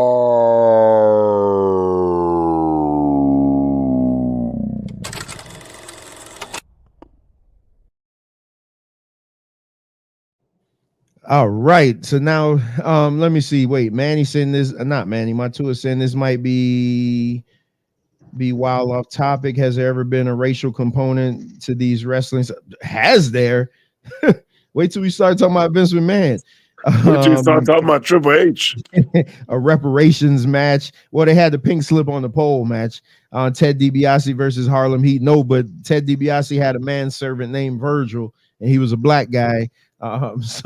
All right, so MD, Bret Hart said that, so he got kicked in the head here, and he said that he feels like he may have had 3 additional concussions within the same week, but he just didn't know about it. So I was having a conversation with somebody at work today, and they were like, oh man, Tua, we having the whole Tua conversation. And I'm like, listen, man, I think he should just call it quits, as much as it hurts me to say this. And they're like, no, man, people get concussions every day. But this is my contention, MD. I believe that everybody in the NFL gets at least 1 concussion per game, or 1 concussion every other game. Just is the nature of what you're doing, especially if you play like middle linebacker, you're going to get concussed because you're just crashing into the line the whole time. But when Tua gets a concussion, he's the only person in the NFL I ever seen get a concussion, and his hands, what they call it, not fracking. Fracking is some tape fist politics. What do they call it? Like the sciatic nerves and all of that. Yeah. What is the term for that? I keep forgetting. But what do you think about it? So it's not the fact that him getting concussed, it's the fact that his concussions are really friggin' bad. Like when he get it, is extra. It's not just a regular ass concussion. Yeah, which is probably genetic for him. It's probably either genetic for him, where he just like he's predispositioned to suffer extreme based on whatever, whether it be genetic or maybe he just for being so long from not letting like his brain heal, maybe from high school on up to now. You know what I'm saying? Nobody really knows. But obviously, his stress level when it comes to certain hits has a way lower threshold than most people in the NFL. That's obvious. Because 9 times out of 10, we just played Jalen Hurts. Jalen Hurts was running through people, neck was snapping the same way. And he get right back up and do it again. So obviously, it's something that's predispositioned into it that's causing that. And that's a problem. And that's a major problem. And MD, I 1,000,000% agree with you. That's why I think he should call it quits, because there is something you're not supposed to do that. Like these guys, when you play football, you just know what you're signing up for. You know you're probably gonna get about 10 concussions in your career, and you'll deal with the CTE after the fact or whatever you end up dealing with. When this guy gets it, it immediately shows on him to where he stands up and he falls, his hands crimp up. Like there's something, and the crazy thing about it, I don't remember him getting concussed at Alabama. And his I don't either. And his injuries were like hip and shit like that. But he had the hip in the last year at Alabama. His last concussion was season before last, and he played all of last season. But now he get concussed again, and he mimics what happened on that Thursday night game. But again, Trevor, that's only the concussions that we know about. Yeah, well, yeah. And that's the problem with concussions. You know what I'm saying? But I just think about like all these wrestlers, like Daniel Bryan. I remember the whole thing when he turned on the Wyatts in the cage and he was up on top of the cage doing the yes chants. The man he said he don't remember nothing from that night. He was concussed out of his mind. But again, he wanted to fight Triple H because Triple H wanted to stop the match. He wouldn't let him go back out there to fight Randy Orton. Like, he was able to keep going. Like, and he's a little guy. Daniel Bryan is probably smaller than Tua. Look at Kyler Murray. Kyler Murray probably the smallest guy in the NFL. But he takes these hits and he bounces up like nobody's business. But when Tua and it's not even like Tua's getting the concussion 2 years ago was literally the guy grabbed him and flung him. And his head bounced. The one from last week, he ran his head into DeMar Hamlin's which in my opinion was stupid. Yeah, he shouldn't have done it. With your history, why not just slide? You got the first. I'm just trying to figure out like why is his concussion so bad compared to everybody else? That's crazy. It's got to be genetic. Like I said, it's either genetic or his history of concussions is so bad that it's to that level now. Again, a lot of times when we deal with concussions, it's stuff that just goes by the wayside because either the player doesn't say anything about it, whatever. You know what I mean? So I got to agree with you, man.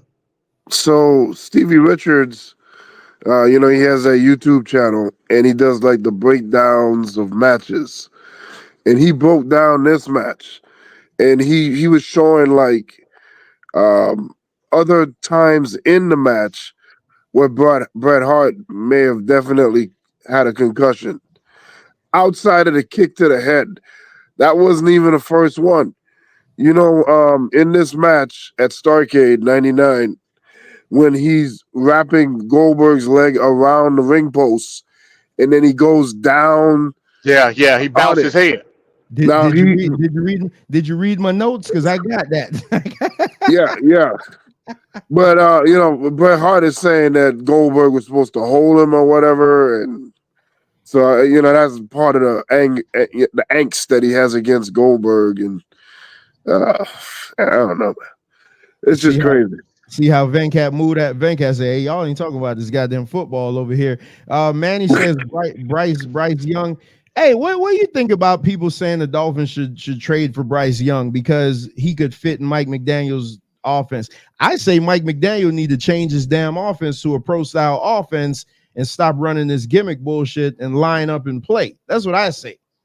Oh, now you saying that? Yes, I say that now because it's just like the Wildcat year. Remember 2008 with the Dolphins? Nobody could stop it until they got it on tape. Now that they got it on tape, hey, that's all they take. They say it don't take nothing but 1 year tape to know an offense. So you're right about that. It's always going to be fads in the NFL, bro. The fad now is the RPO. It'll be something else in a couple more years. Now they got that offense on tape. They can't get no separation. They can't do nothing. Line the damn ball up, run between the tackles, and get tough. Like I say, the Dolphins are the softest team in the NFL. Because when they play against a physical team, you could just see them folding like a cheap suit. Like literally, they have no toughness. Like I'm not saying they're not good. I'll never sit here and say that the players in the NFL aren't good. But what I'm saying, they're not physical. Like if a guy comes next to me and try to body me, he's not going to be able to body me because I'm physical. They aren't physical. Like you get on them and it's just like, oh my goodness, bro. This season going to be crazy for me. So Venkat brought it up. For example, Hart placed Goldberg on the post in the figure 4 leg lock, which ended with Hart hitting his head on the concrete floor when Goldberg failed to receive the move correctly. The sum total of those injuries left Hart with post-concussion syndrome and ultimately forced him into retirement from professional wrestling. So there's the kick. He later claimed that Goldberg had a tendency to injure everyone he worked with as a part of his DVD documentary. Hart expressed regret that somebody as good-hearted as Bill Goldberg was responsible for hurting him. Referee Roddy Piper rang the bell when Hart held Goldberg in the sharpshooter. Although Goldberg didn't submit, Piper simply walked away, leaving both Goldberg and Hart bewildered. So that spells Vince Russo all over, trying to recreate the Montreal Screwjob. So out of respect for Goldberg, Hart vacated the WCW World Heavyweight Championship on December 20th. On the December 20th episode of Nitro, and suggested that he, without the championship advantage, face Goldberg that night to determine the true champion. During that match, Scott Hall and Kevin Nash came to the ring looking to attack Goldberg with baseball bats. Hart convinced them to stop, then hit Goldberg with one of the bats, turning heel once again. So he Big Show now. This is like his 8th heel turn in 2 years. The three continued to beat down Goldberg and were eventually joined by Jeff Jarrett. Hart NWO 2000. Yeah, Hart regained the championship, even though it was Roddy Piper who was covering Goldberg to try to protect him. I remember that. That was a good angle there. When the 3 count was made, the NWO was reformed, now billed as the NWO 2000. So, Venkat, again, he wins his 5th championship with outside interference. Hey, he winning them. I mean, we can say that.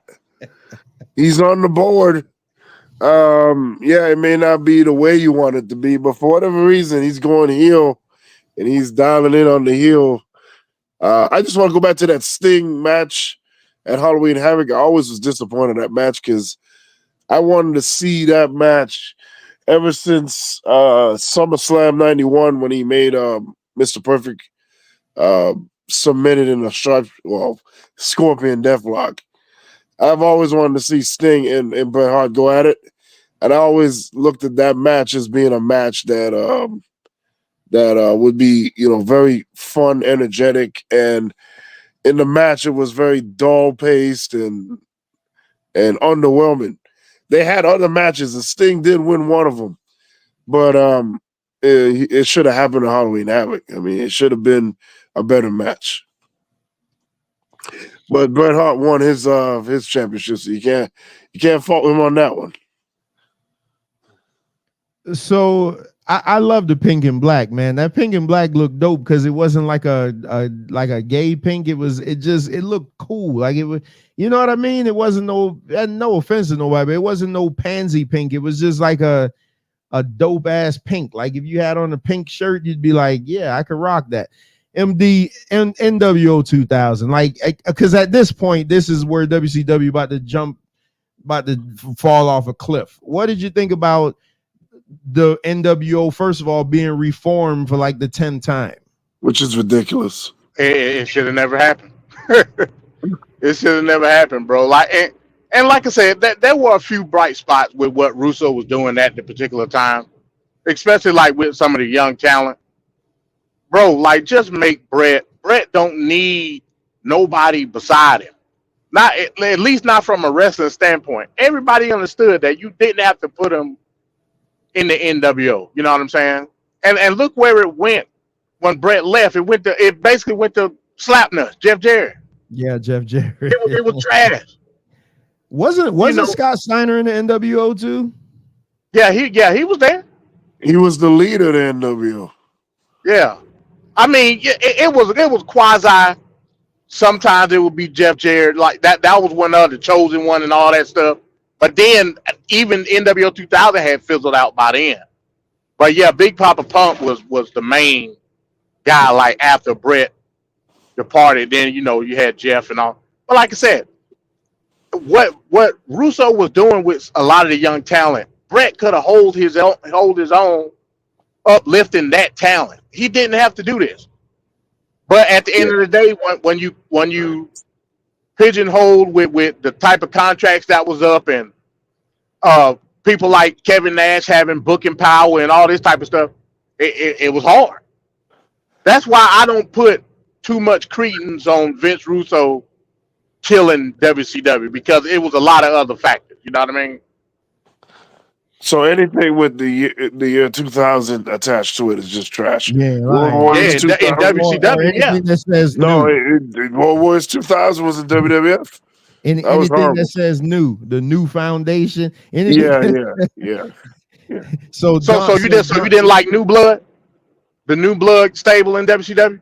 I like the concept, but the stable sucked. Yeah.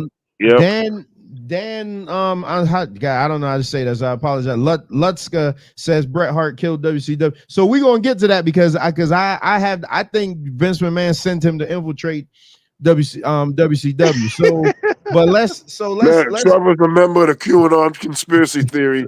So let's back up here a little bit though, because I'm working here. That's why I always got to put these dates. Starrcade was in December, early December.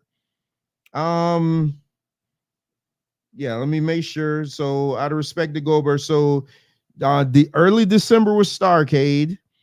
Then he vacated the championship on the December 20th episode.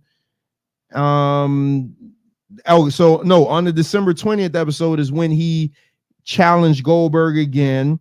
And so then they fought, and then that's when they did the NWO 2000. So then Bret Hart on January 6th episode of WCW Thunder wrestles Terry Funk of all people in a hardcore match, which that just probably had to come out of nowhere, to a no contest. That was on January 6th. So Starrcade was early December. This was January 6th. And now here we are in his final match in WCW. He defended the WCW World Heavyweight Championship against Kevin Nash on the January 10th episode of Nitro, which also ended in a no contest. Oh man, I appreciate that, Dan. Shout out to Dan with the $10 super chat. So that ended in a no contest. So Hart vacated the title in late January 2000 when he was forced to withdraw from the main event of WCW Sold Out due to injuries. They didn't specify what the injuries were. Y'all know I'm working to something here. Hart continued to make appearances on WCW television, generally cutting promos. On the May 3rd episode of Thunder, Hart made a run-in during an over-the-top battle royal where he hit Hogan with a chair. His final WCW appearance occurred on the September 6, 2000 episode of Thunder in a promo where he confronted Goldberg on the injury he sustained 9 months prior. WCW terminated Hart's contract. This is ironic. This must just be a WCW thing. WCW terminated Hart's contract via FedEx on October 20th, 2000 due to his ongoing incapacity, and he announced his retirement from professional wrestling 6 days later on October 26, 2000. Hart and several critics consider his storylines during this tenure to be lackluster. Former WCW wrestler Chris Jericho. Okay, before I get to there, so why I kept bringing up the dates. Survivor Series. Starrcade was in December. He wrestled the next night. Then he wrestled in a hardcore match in February. Then he wrestled again in a title match a couple of weeks later in his final match. Why is he putting all this blame on Goldberg? So Maybe and before you answer, Venkat, because when I was doing this, I'm like, wait a minute. I thought that after the kick that was it. Like, I'm like, okay, that was it. But remember what he said. He said that he felt in the course of that day that he had 3 concussions, which means that they had him working house shows before the damn main event match. Which makes no sense. What? So why all these years? And I just been going with it because I'm just like, okay, well, hell, he said it, so it had to be. All these years, why are we allowing Bret to put this solely on Goldberg? Well, that's the part that makes him seem a little disgruntled and sour, I guess. Or I don't know why Bret Hart says these things. I don't know why he's so pissed off there, because it doesn't seem like you could blame that on Goldberg. And again, why did we need to put Goldberg's legs around the ring posts? You didn't need to do that. You want to get that? That's just a Bret Hart move, though. He just does that. Yeah, you don't need to do that, because now you're relying on your opponent to save you from utter destruction. So that was a dumb, stupid thing to do to begin with. But that's how could Goldberg being in the top position save him from Bret Hart? When you watch him do that figure 4, he's always hunched up. He's the one putting his head up. Well, what does Goldberg have to do with that? Yeah, well, I don't even see how it's possible to hold him up.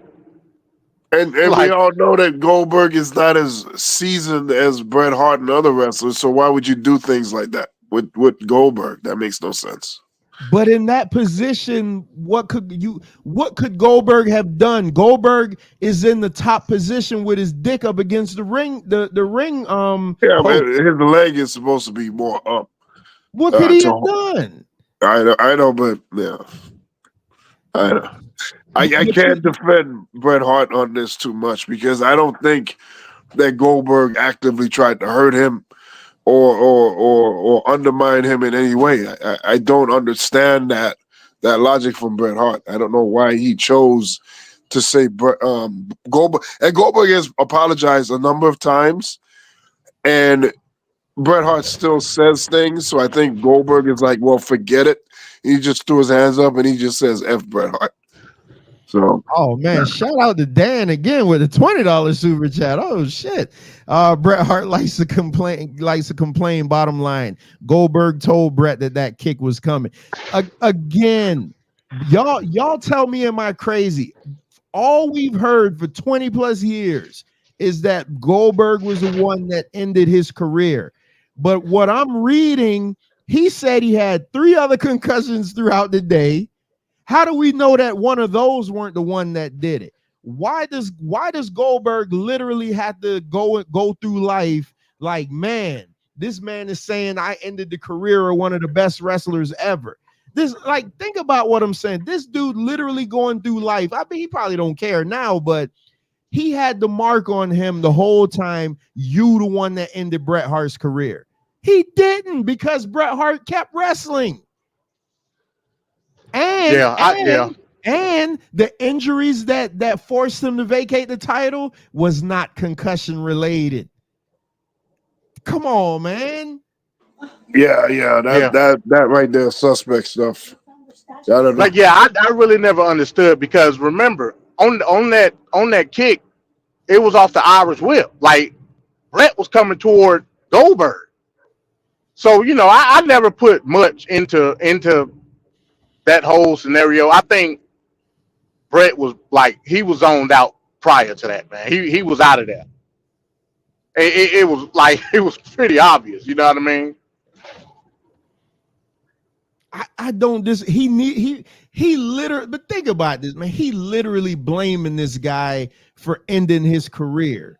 And the guy didn't. Okay, because if Goldberg's kick was that bad to you, then you wouldn't have gotten a hardcore match a couple of weeks later against Terry Funk. He not pulling any punches. Yeah. Think about that. And Kevin Nash gonna hit your ass with a jackknife, and he gonna let you go. He not gonna bring you down safe. He gonna let you fly.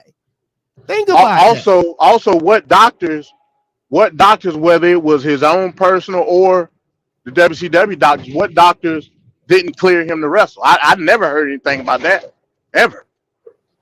This is crazy, bro. Like this. Hey, listen, man. We had a lot of new people over here tonight, man. I appreciate all of y'all. Y'all make sure and let y'all people know that watch wrestling every Wednesday night. Well, not every Wednesday night, every other Wednesday night. That this is where it's at. Wrestling with Reality. We go into mysteries like this. This is crazy, bro. Like when I was doing the thing for this is why I couldn't wait to do this, because I'm like, man, I want to hear what they think about this, because this man been going around blaming Goldberg forever, and it's not Goldberg's fault. Like, it's not. I bet you anything he already was. You know what this is like? This is like if somebody else, okay, if Tua get another concussion and he has to retire, him blaming DeMar Hamlin. Yeah, Right. when he ran into DeMar Hamlin, just like Bret, first into him, just like Bret ran into the kick. Bro, like this is crazy, man. This is, hey, Bones, you got to come to the this So is great. would you say that Bret Hart dislikes Goldberg more than he dislikes Shawn Michael? Yeah, Shawn Michael. This hey, Dan says this is great. If you want a fan, give his opinion. I would love to come on. All right, so Dan, not this one because we're about to wrap up, but you definitely when we come back to do the Bash in Berlin, I'm off now. When we come back to do the Bad Blood review, you definitely be my special guest. And you come on and hit this link and help us review the show, because I really appreciate it. Hey, speaking of Bad Blood, I'm doing the waiting game on. I'm definitely going, but I'm doing the waiting game on the ticket. Those ticket prices are crazy. Oh, crazy. They still got tickets available? Oh yeah. What's the ticket going for? Average? Oh, I mean, it based on it. Okay, so. Let's say nosebleeds for a ticket right now. If you go on Ticketmaster or third party, I say average 300 for nosebleeds. For nosebleeds? Yeah. Venkat, that's why they break attendance records every week. I mean, they break pay-per-view records every week. Exactly. So that I'm doing the waiting game, man. I'm gonna wait to the last possible moment before I buy a ticket. I'm not, I wish I would have been home. I would have went straight to the box office. But yeah, I got to go through. Ticketmaster still got tickets. They do. But like I said, full of shit. I don't like buying tickets from Ticketmaster. Yeah. Hey, I get it. I usually, cause I got an account from StubHub and I get like discounts and stuff. But even with my discounts, like it's a pretty penny. And I don't want to sit nosebleed. I at least want to be. You buy $100 ticket, you paying $30 in fees on it. That's crazy. Yeah. That's how Ticketmaster roll. But like I said, I'm gonna wait. I might get my tickets the day of. That way I can get a better price. Yeah, because they're gonna want to just get rid of them. Yeah, because when we went to SmackDown, I pay, and I agree. So Dan, just subscribe to the channel, man. We talk about everything. At some point, we're gonna talk about Diddy. We might talk about Diddy on Man Talk Monday, but I'm Tony Khan taking over hosting Diddy freak off parties. So we might talk about Diddy on Man Talk Monday, but I just need to know all the details before I go willy-nilly and talk about him. So, but when we went to SmackDown, I think the tickets face value was like $240 for the three of them, and that was in the 100 level. That was for 3 tickets for $240. That's a good price. But it ended up WWE. It ended up costing me $380. Yeah, for the fees and all that. Yeah, Ticketmaster is ridiculous, man. So but Dan, I appreciate the super chat, and you definitely, when we do, just stay tuned to the channel. We always put the shows up ahead of time that we're gonna do, so you'll know Wednesday at 6:30. We'll after Bad Blood, we'll do the Bad Blood review. Hell, now that I know MD's gonna go, is even better because we could do the he'll give us a live view from the arena. I love those, especially when the Ruben comes on and does the AEW review. So let's finish up on Bret Hart. All right, so his final appearance appeared on the September 6th episode of Thunder in the promo, where he confronted Goldberg. So WCW terminated his contract via FedEx. Hart and several critics considered his storylines during the tenure to be lackluster. Former WCW wrestler Chris Jericho attributed this to backstage politics and creative mayhem. Hart cited his steel plate segment with Goldberg and his tribute match to Owen Hart against Benoit as his two worthwhile moments in the company. So of all the 2 years, he still say that he say that was his best. So he said he was proud to have been WCW World Champion for a short time prior to his injury. So this comes from Eric Bischoff. They asked him on 83 Weeks, why was Bret Hart's run considered a failure? So this is from the piece, Dan. This is from Eric Bischoff. Eric Bischoff, the former senior vice president of WCW, recently expressed his regret over signing Bret Hart. His regret. He regretted signing him. Bret the Hitman Hart back in 1997. Hart, who had been a significant talent in WWE, took up a lucrative deal to switch to WCW. Unfortunately, the move didn't pan out well for either party. During a recent episode of the podcast 83 Weeks, Bischoff was asked if there was any signing that he regretted during his tenure at the Ted Turner-owned organization. He responded, no reflection on him, but Bret Hart. I mean, nothing good came out of it. Not for him, not for us, not for the fans. Everybody lost. Regarding what other options might have been available for the 5-time WWE champion, Bischoff, also known as Eazy-E, elaborated, either he would have gone to ECW or Japan. Paul E would have used him good in ECW. He couldn't afford him though. He would have gone back to work for Vince for a significantly less amount of money than he had been promised. I'm sure Bret would say the same thing. It may be the one. It may be the one time that we agree on something. That was just a bad situation. I strive for, I embrace, I am grateful for opportunities where everybody wins. If there's 3 parties involved and it's a win-win-win situation, that's optimal, right? You hope for these types of opportunities throughout your career or your life. With Bret, it was a lose-lose-lose. And for that reason alone, I wish I would have never done it. So that's from the head. Like, what do y'all got to say about, like, that's some damnable stuff. I wish I would have never done it. It was a lose. It wasn't good for him. It wasn't good for us. It wasn't good for the fans. Like this is, I'm not making this up. This is out of Eric Bischoff's mouth. Like, what do y'all got to say about this? Is a colossal failure. Colossal.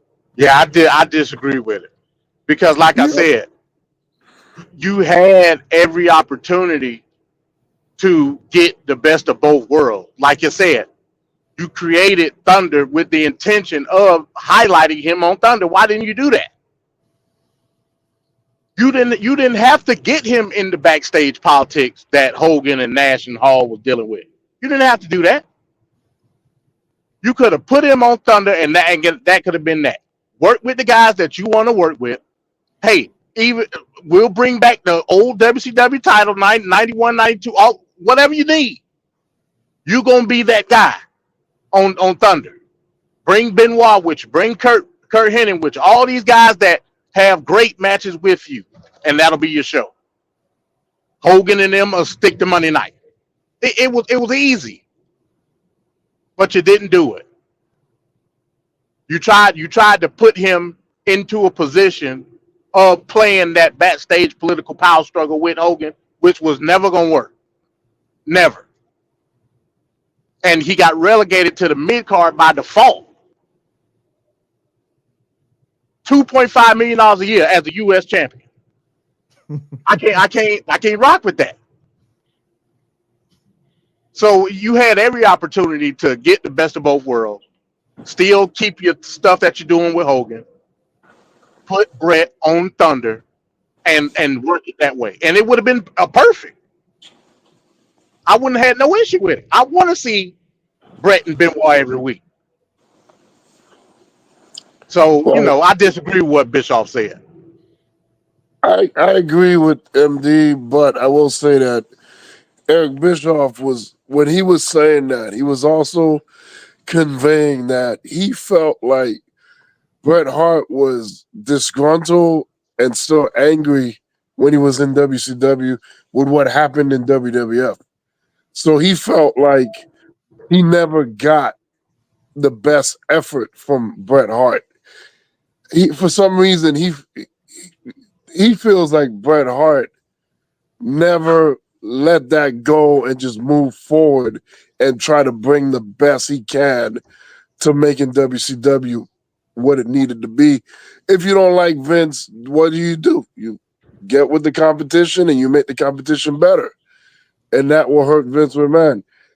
He never felt like he was on that type of mindset. He was just continually, and I mean, we see it today, right? As Trevor brought up with him holding these grudges that last decades. Him and Shawn Michaels, him and Vince McMahon, him and Goldberg. Like, there's all these long grudges that Bret Hart holds on to. And in WCW at that time, he wasn't focused on making WCW the best it could be. He was thinking about, almost a Donald Trump. All his grievances, all his issues is thought of before the bigger picture, which is making WCW the better product than WWE. So I think that's why Eric Bischoff is like, yeah, he's a great talent and everything, but the way he was in his head at that particular time, with his brother dying and all the other problems he had going on, he wasn't going to get the best version of Bret Hart. So I think that's where the downfall comes. I don't disagree with y'all at all. I got zero pushback. Let me play this last thing. It just seemed, and Bischoff doesn't pull any punches. I mean, Bischoff admits when he made mistakes and things like that, but it is crazy that you could literally get the hottest talent from the other company. And you say what you want about Cody, he was the biggest he was the biggest talent in AEW, and they pushed him to the moon and made a metric frig ton of money with him. You get Bret Hart and you put him in every terrible situation. First of all, Bret Hart's heel gimmick was only in the United States. He wasn't a heel anywhere else. He was only a heel in the United States. But you give him 5 or 6 heel turns. He doesn't win the United States. He had 5 U.S. title reigns, 4. He didn't win one of them on his own straight up. Like, that's not Bret Hart. You literally took Superman. Like, that's be like if you took Superman and he don't want to fight nobody. He don't want to defend anybody. Like, hey, aliens coming to invade. He's like, oh shit, not my problem. I'm gone. Like, he don't want to do nothing. Like, they put this man in every terrible situation possible. So I put that on the promotion. But a lot of that blame gotta go on him, man. Here's what Tony Schiavone had to say about it. Like, the blame gotta go on him. What are we doing? I think in his mind, and I'm pretty sure I'm right about this, his hatred of the WWF was greater than his love for what he was doing now. Right. He was just really pissed off. And to that end, because I never watched what they did, I'd only heard about it. But anyway, I did not watch the quote unquote Montreal Screwjob. So I was not familiar with exactly how it went down. I heard he had been screwed over and so I had no reference point, which was probably good. I mean, because we shouldn't have talked about it. We shouldn't have referenced it. We shouldn't have, I mean, like we said, Benoit goes right into the stands. like we said, that the key point was Sting becoming world champion, not any type of screw job that happened in Montreal, right? Right. Yeah. So, I mean, you can't.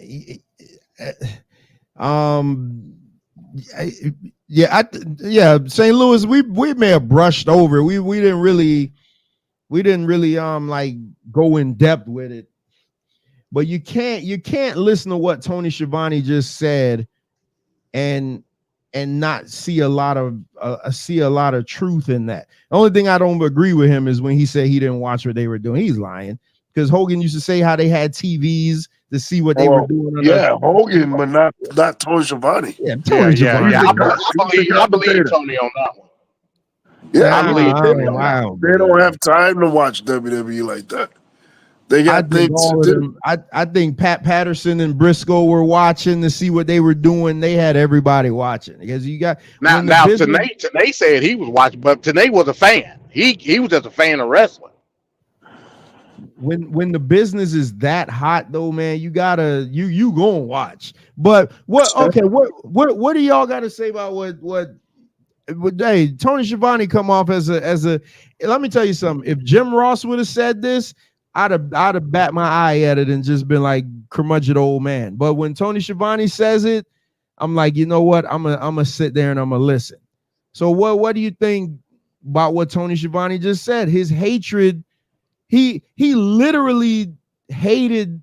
It's like he just hated his ex-girlfriend so much that he was never good for his new one. Yeah, that's true. I mean, I can see that. Yeah, I can see that, but at the same time, again, when the environment is to a point where, you know, that's able to ferment, I mean, you know, you ain't really doing them no favor. Again, like I said, to me it was a perfect storm. It was right there, like in you. It's like it's like that pass with Saquon on Monday night. Oh. All you had to do was catch the ball. It was right there, and y'all would have beat us. Or don't play prevent defense. yeah, or don't do that. You know what I mean? Again, you had the perfect opportunity. The new show on TBS was right there for you. You could have gave him every opportunity to put WWF in the past. Like you could have gave him literally everything you wanted. You had already started because you gave him the money. Why stop there? You know what I mean? Like it's just weird. So from that aspect, yeah, it's almost like a woman scorn type deal, where you know he's so much worried about, you know, how he was slighted and not put in a comfortable situation in WCW, and that's unfortunate because it could have been great. Yeah, it should have been great. It should have been great. I agree with MD, but yeah, it should have been great. Man, Bret Hart, he freaked up. I don't know if he's a guy that can just admit his failures. I don't think he's done it. You know, he reconciled with Shawn Michaels, and the strength of that reconciliation is more on Shawn Michaels apologizing, which Shawn Michaels had a lot to apologize for, but it's heavy Shawn Michaels apologized. I'm sure when he talked to Triple H had to apologize, because Triple H is the one that's saying he don't want to do business. We're going to make him do business. You know? But at the same time, Trevor, he still had some great matches in WCW. I ain't going to take that away. Yeah, I mean, we see great matches every week, MD. That's not it. That's not all. It's not all. You got okay. I don't know if you remember this, but there was a time the Dolphins were flirting with trading Dan Marino to the Minnesota Vikings. That would have got the Vikings a Super Bowl, because that you had Dan Marino in his prime.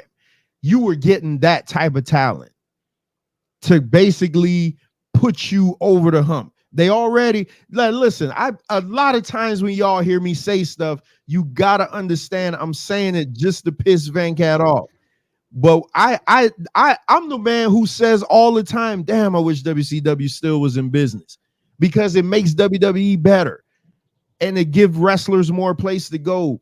WCW was star-studded. Their roster was second to none, but their management was shit. They had nobody leading the ship. Nobody. And I'm seeing that again. Like, I'm literally seeing that again with the other company. Star-studded roster, but nobody to lead the ship. And that's why I'm saying they fumbled with Bret Hart. Like, Bret Hart's, nobody could listen to what we just did tonight. And we didn't go match by match because that's not what we do. But we take all the top points and break it down from there. Nobody could go by what we just did and tell me that his WCW run was anything but mediocre at best. Nobody, y'all can't do it. You can't do it. He never won a title straight up. He comes in and feuds backwards. You feud Flair first and then go down. Never put Sting over. Never beat Hogan. Like, come on, man. This is just like, bro, y'all gonna have to give it to me tonight. I'm sorry. Like, I've been looking for this show for a long time. We put this show off at least a month and a half. And I want to hear it, man, because y'all can't tell me good matches be damn. Y'all can't tell me that this guy's WCW. I'm just saying his WCW run. You can't say, and I even said British Bulldog could have done just as good as him in WWE, with the same machine behind him, but that's a different story. I'm saying his WCW run was mediocre at best. Y'all got to agree. You got to. Yeah. From the standpoint of potential, I'll agree. It just doesn't work for me, brother. Come on, Venkat. Come on, Venkat. But again, one of my top 3 favorite WCW matches was the Owen Hart tribute match. That match was incredible.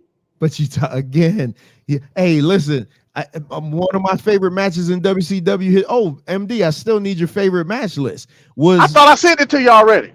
No, I got Venkat's on. Was Rey Mysterio versus Eddie Guerrero, but what? That's my number 1 match. So what? What I'm saying is, and they still, okay, even with that match, they still underutilized both men. They did. So you could have great matches. That don't mean nothing. You could have fantastic matches, but they did not get the full potential out of him. They did not. And because of that is why I say that he had a C+. He had a C+ WCW run.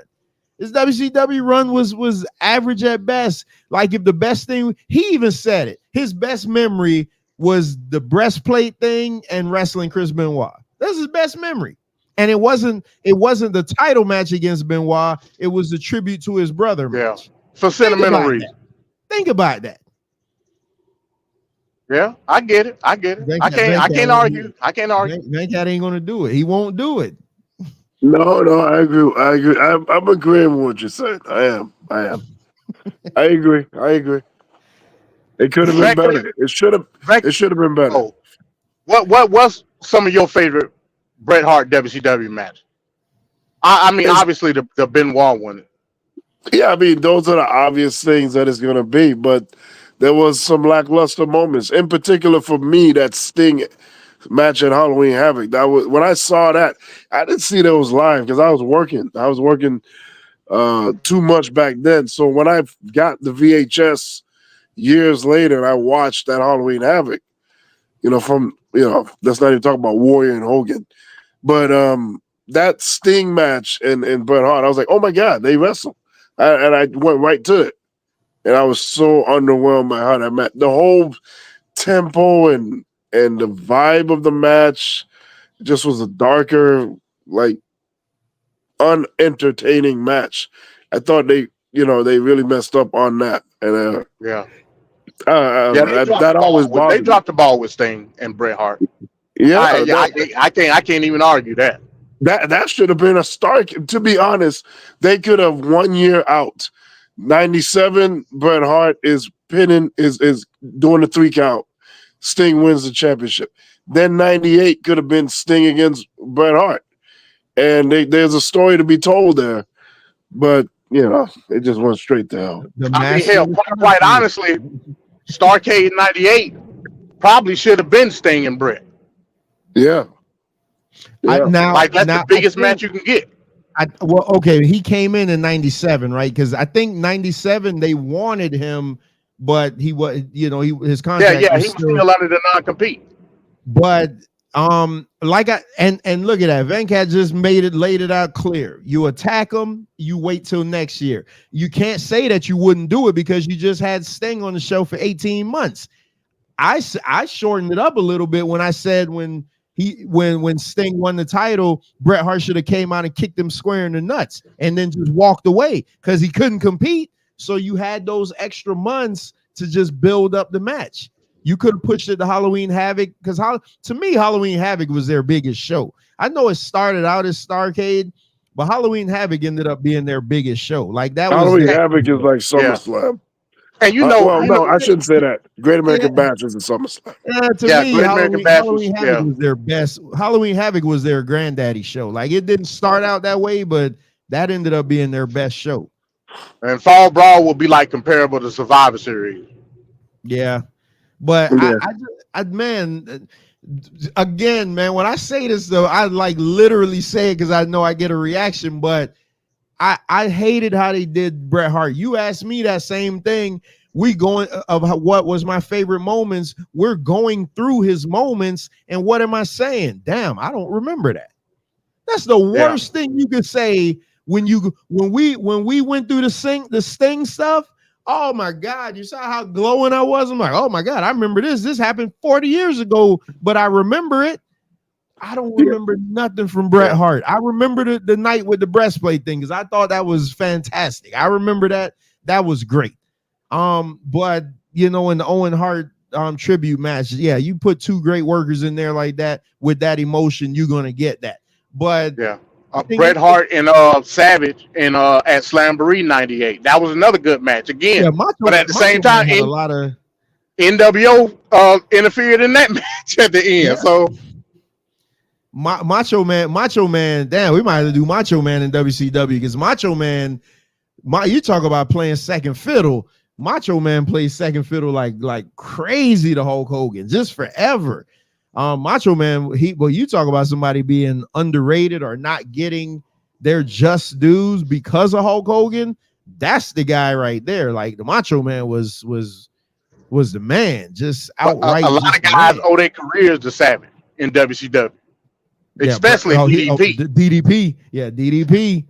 Yeah, he made DDP look like $1 million, and he loved that match though, because you got 2 guys that love to map out their match move by move. So both of them probably had their yellow pads. Like, all right, man, you gonna whip me, Irish whip me. I'm gonna come back with the like. It's just like they had that thing planned out. So, all right, man. So we at that 2.5 hour mark, man. I've been wanting to do this for the longest, man. I thought this was fantastic.